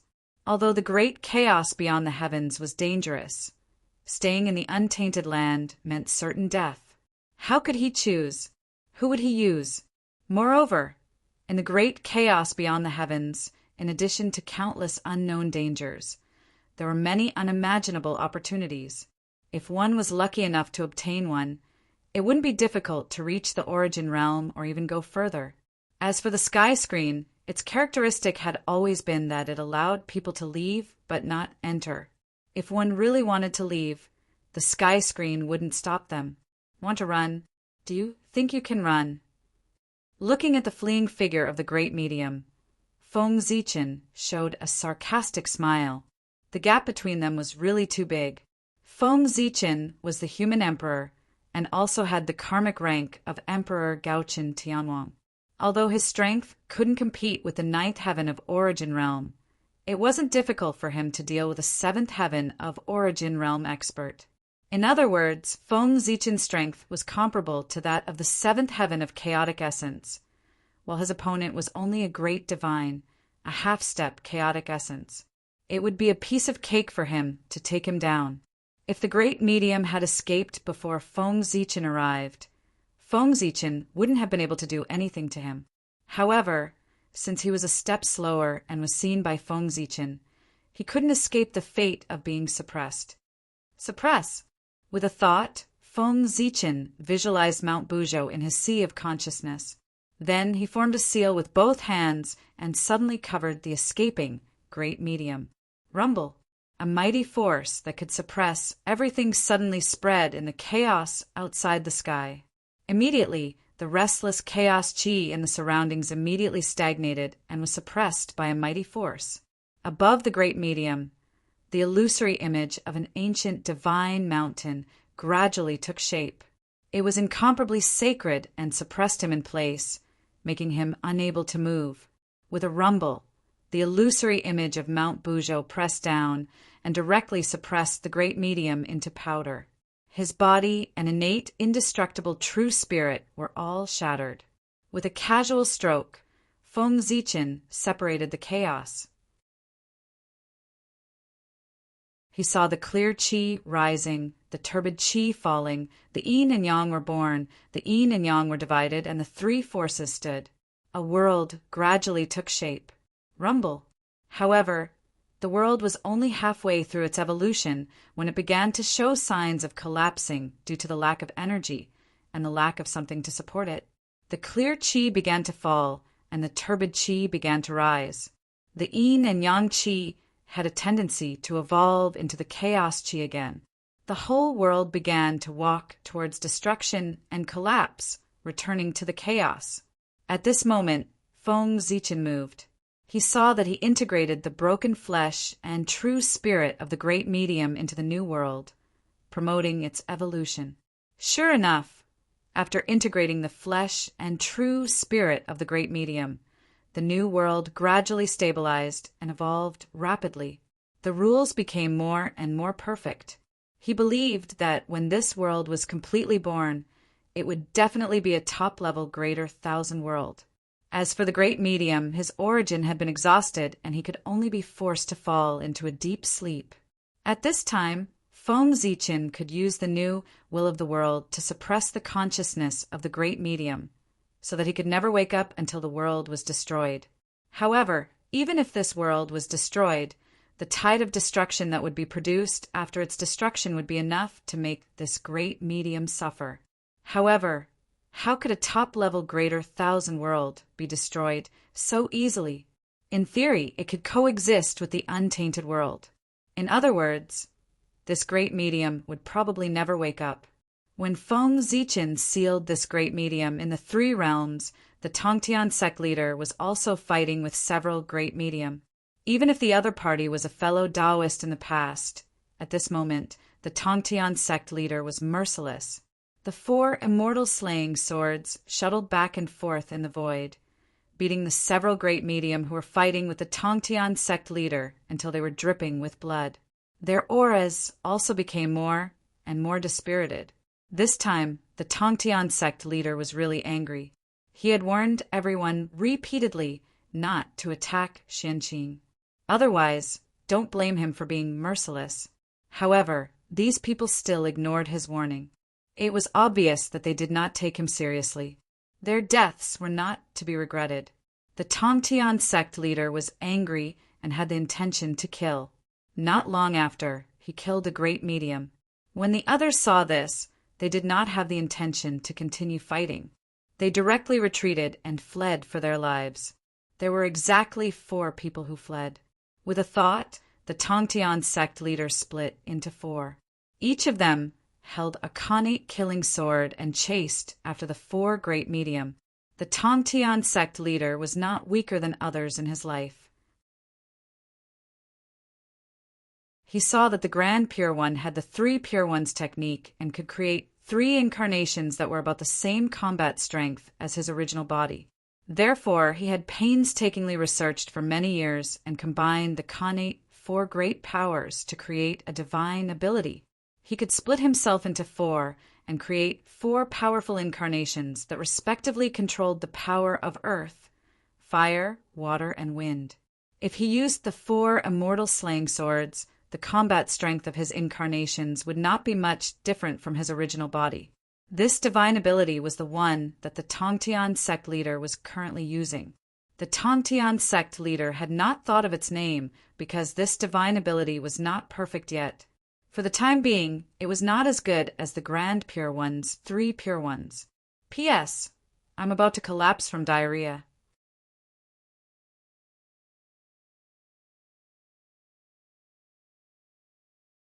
Chapter 869. Because of this, the Tongtian sect leader did not have the intention to pass down this supernatural power for the time being. Chance. Seeing that the Tongtian sect leader and the human emperor Feng Zichen were hindered by their people, they could not get away. Some of the great divines who were still hesitant finally made up their minds at this moment. Whoosh! A few more divine lights appeared and brushed towards the reincarnation of Xianqing. At this moment, the human emperor and the Tongtian sect leader were no longer there to save him. In the crisis, 3 terrifying lights fell from the sky and enveloped the reincarnation of Xianqing, blocking the attack for him. This was the manifestation of the 3 emperors of the human race. The divine lights of the 3 emperors condensed and did not disperse. They kept circling around the reincarnation of Xianqing and finally turned into 3 marks, disappearing into his body.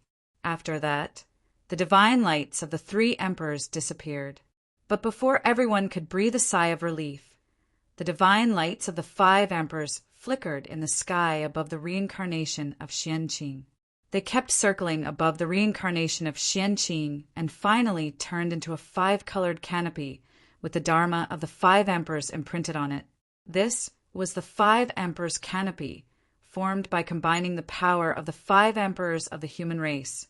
It condensed the power of the 5 emperors and the fate of the human race into one body.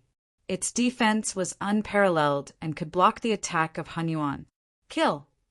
The sound of killing suddenly sounded between heaven and earth. It was extremely urgent, and the killing intent filled the 3 realms, causing countless beings to feel a chill. This was Fuxi playing the guqin. Fuxi's music resounded through heaven and earth, releasing boundless killing intent. He vowed to kill the great divines who attacked Xianqing. Everyone said that Fuxi was unparalleled in the innate 8 trigrams, but they forgot that Fuxi was the music ancestor of the prehistoric era. When Fuxi played the guqin, it could kill and purify the world. It was really terrifying. The Tao was in the fingers, and the guqin was the world. The Tao of the guqin was the world's Tao. Gong, Shang, Jiao, Jiu metal, wood, water, fire, and earth. If the 5 notes were not messed up, there would be no sounds in the world. If the 5 notes were messed up, the 5 elements of heaven and earth would riot, and everything would return to chaos. The guqin could carry the world. No matter how chaotic the world was, it could be set right with a snap of the fingers. Dharma power breaking and sinking in the divine sea. Fuxi, the heavenly chi penetrating the heavenly dipper, waiting for the light of the extreme abyss. When the string is quiet, the big sound is quiet, and the sound is indistinct. The wandering god, Emperor Shi, came and went. This was the way.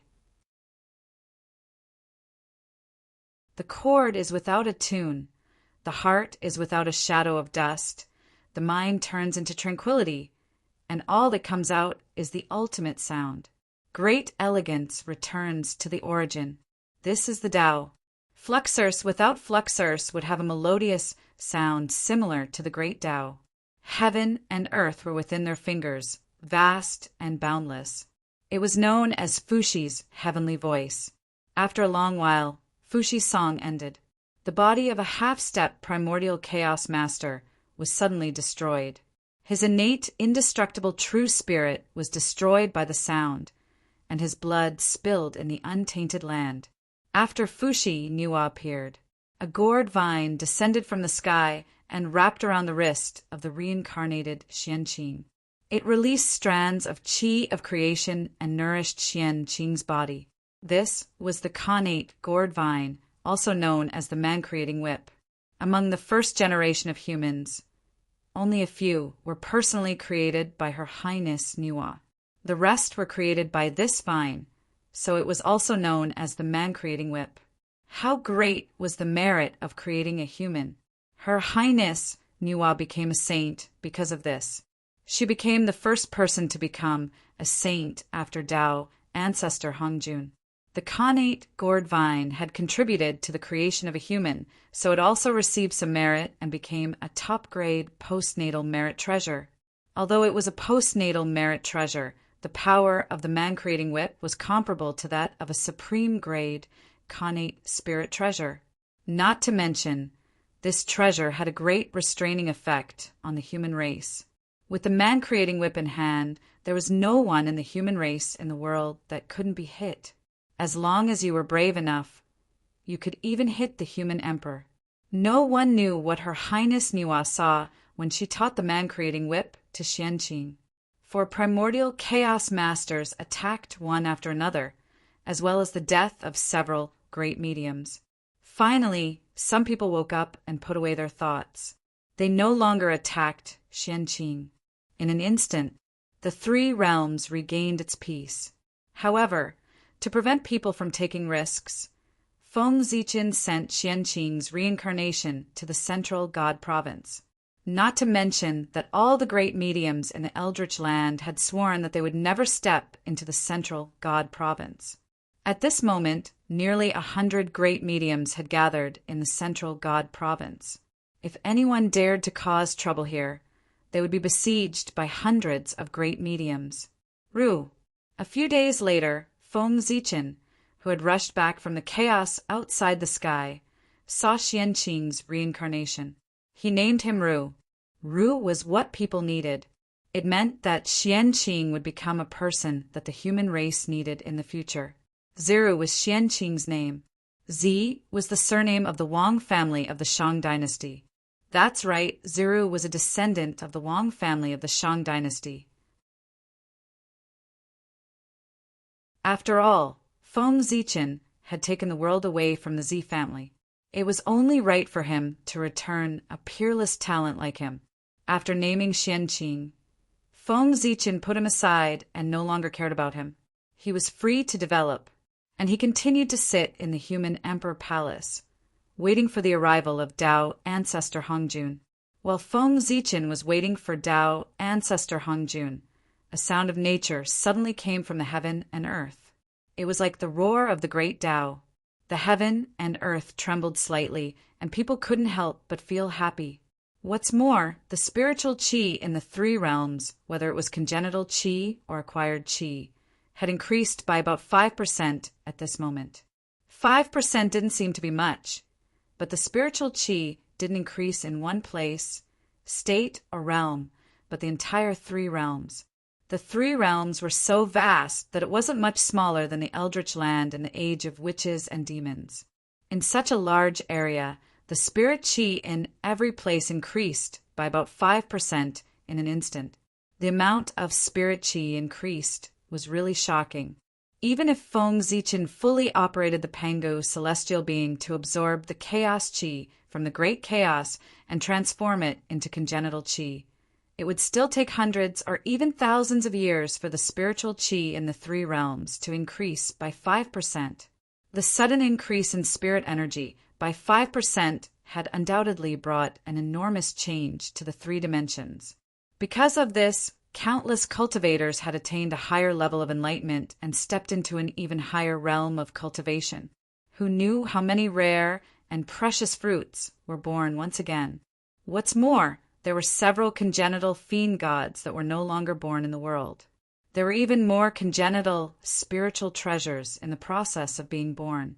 This is, suddenly standing up from the throne, Feng Zichen looked ahead in surprise. This was the sign of Tao attainment. Was someone about to attain Tao? Someone was about to attain Tao and was sensed by heaven and earth. Therefore, all kinds of strange phenomena were spontaneously produced to celebrate the birth of another transcendent. This was the origin of the strange phenomenon in front of him, who was about to attain Tao. How could it be so fast? The Tao discussion had only begun for a few decades, but someone had already taken the crucial step and cultivated to the realm of primordial chaos Daluo Jingxian. This was too fast.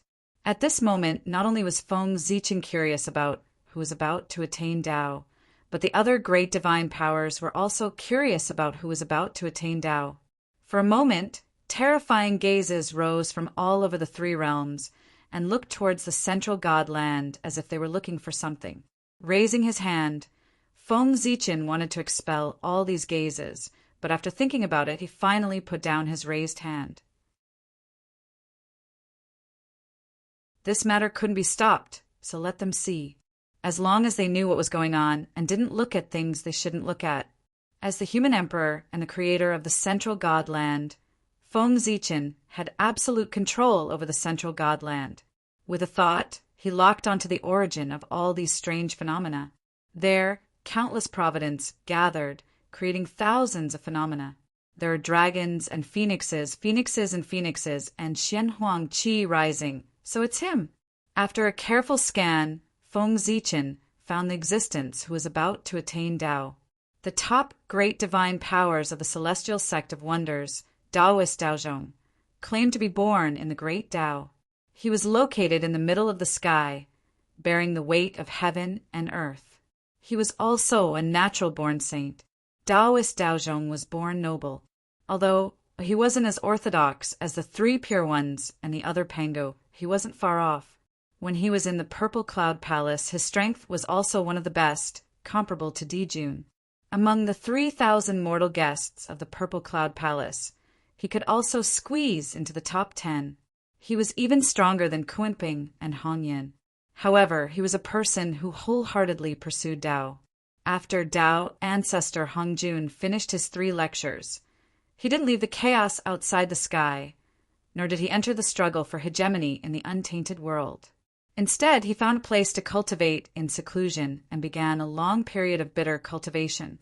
It wasn't until the Daluo sky reopened and countless powerful figures came to discuss Tao that Daozhong was alarmed. He rushed back from the chaos outside the sky to discuss Tao with everyone and understood his opportunity to attain Tao. Boom! Boom! Boom! In Feng Zichen's eyes, he saw strands of connate Tao aura surging out of Daozhong's body. Following the mysterious connection, they poured into Daozhong's body in the distance. This was the result of Daozhong's reincarnation this time. It was also the reason why he could reach the primordial chaos realm. Those who came to the human clan were only the incarnations of the divine senses of those powerful figures.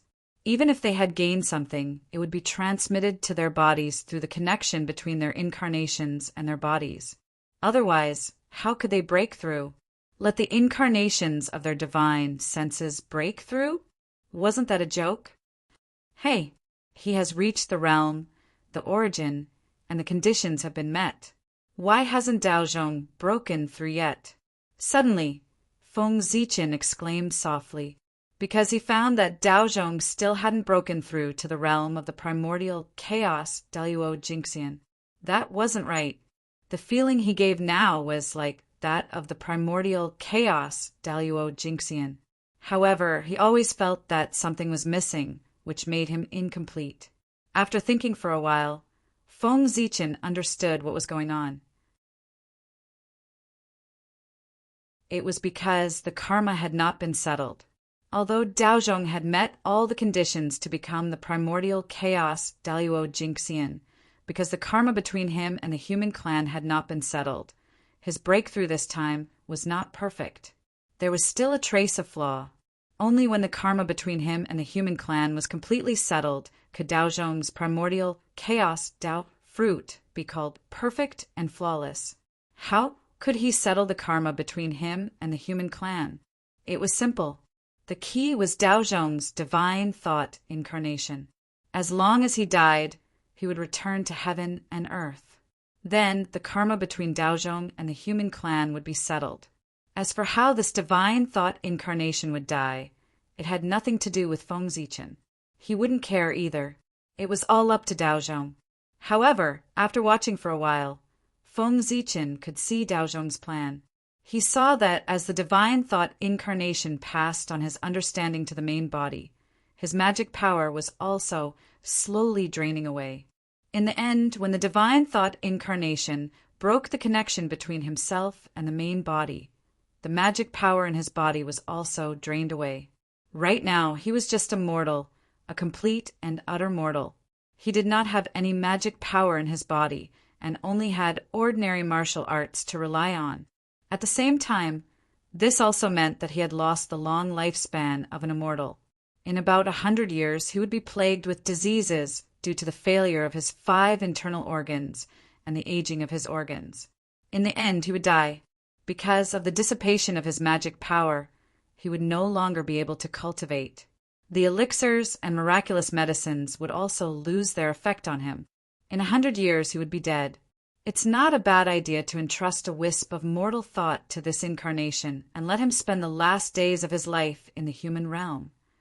Shaking his head, Feng Zichen withdrew his gaze. It was inevitable that Daozhong would attain the Dao.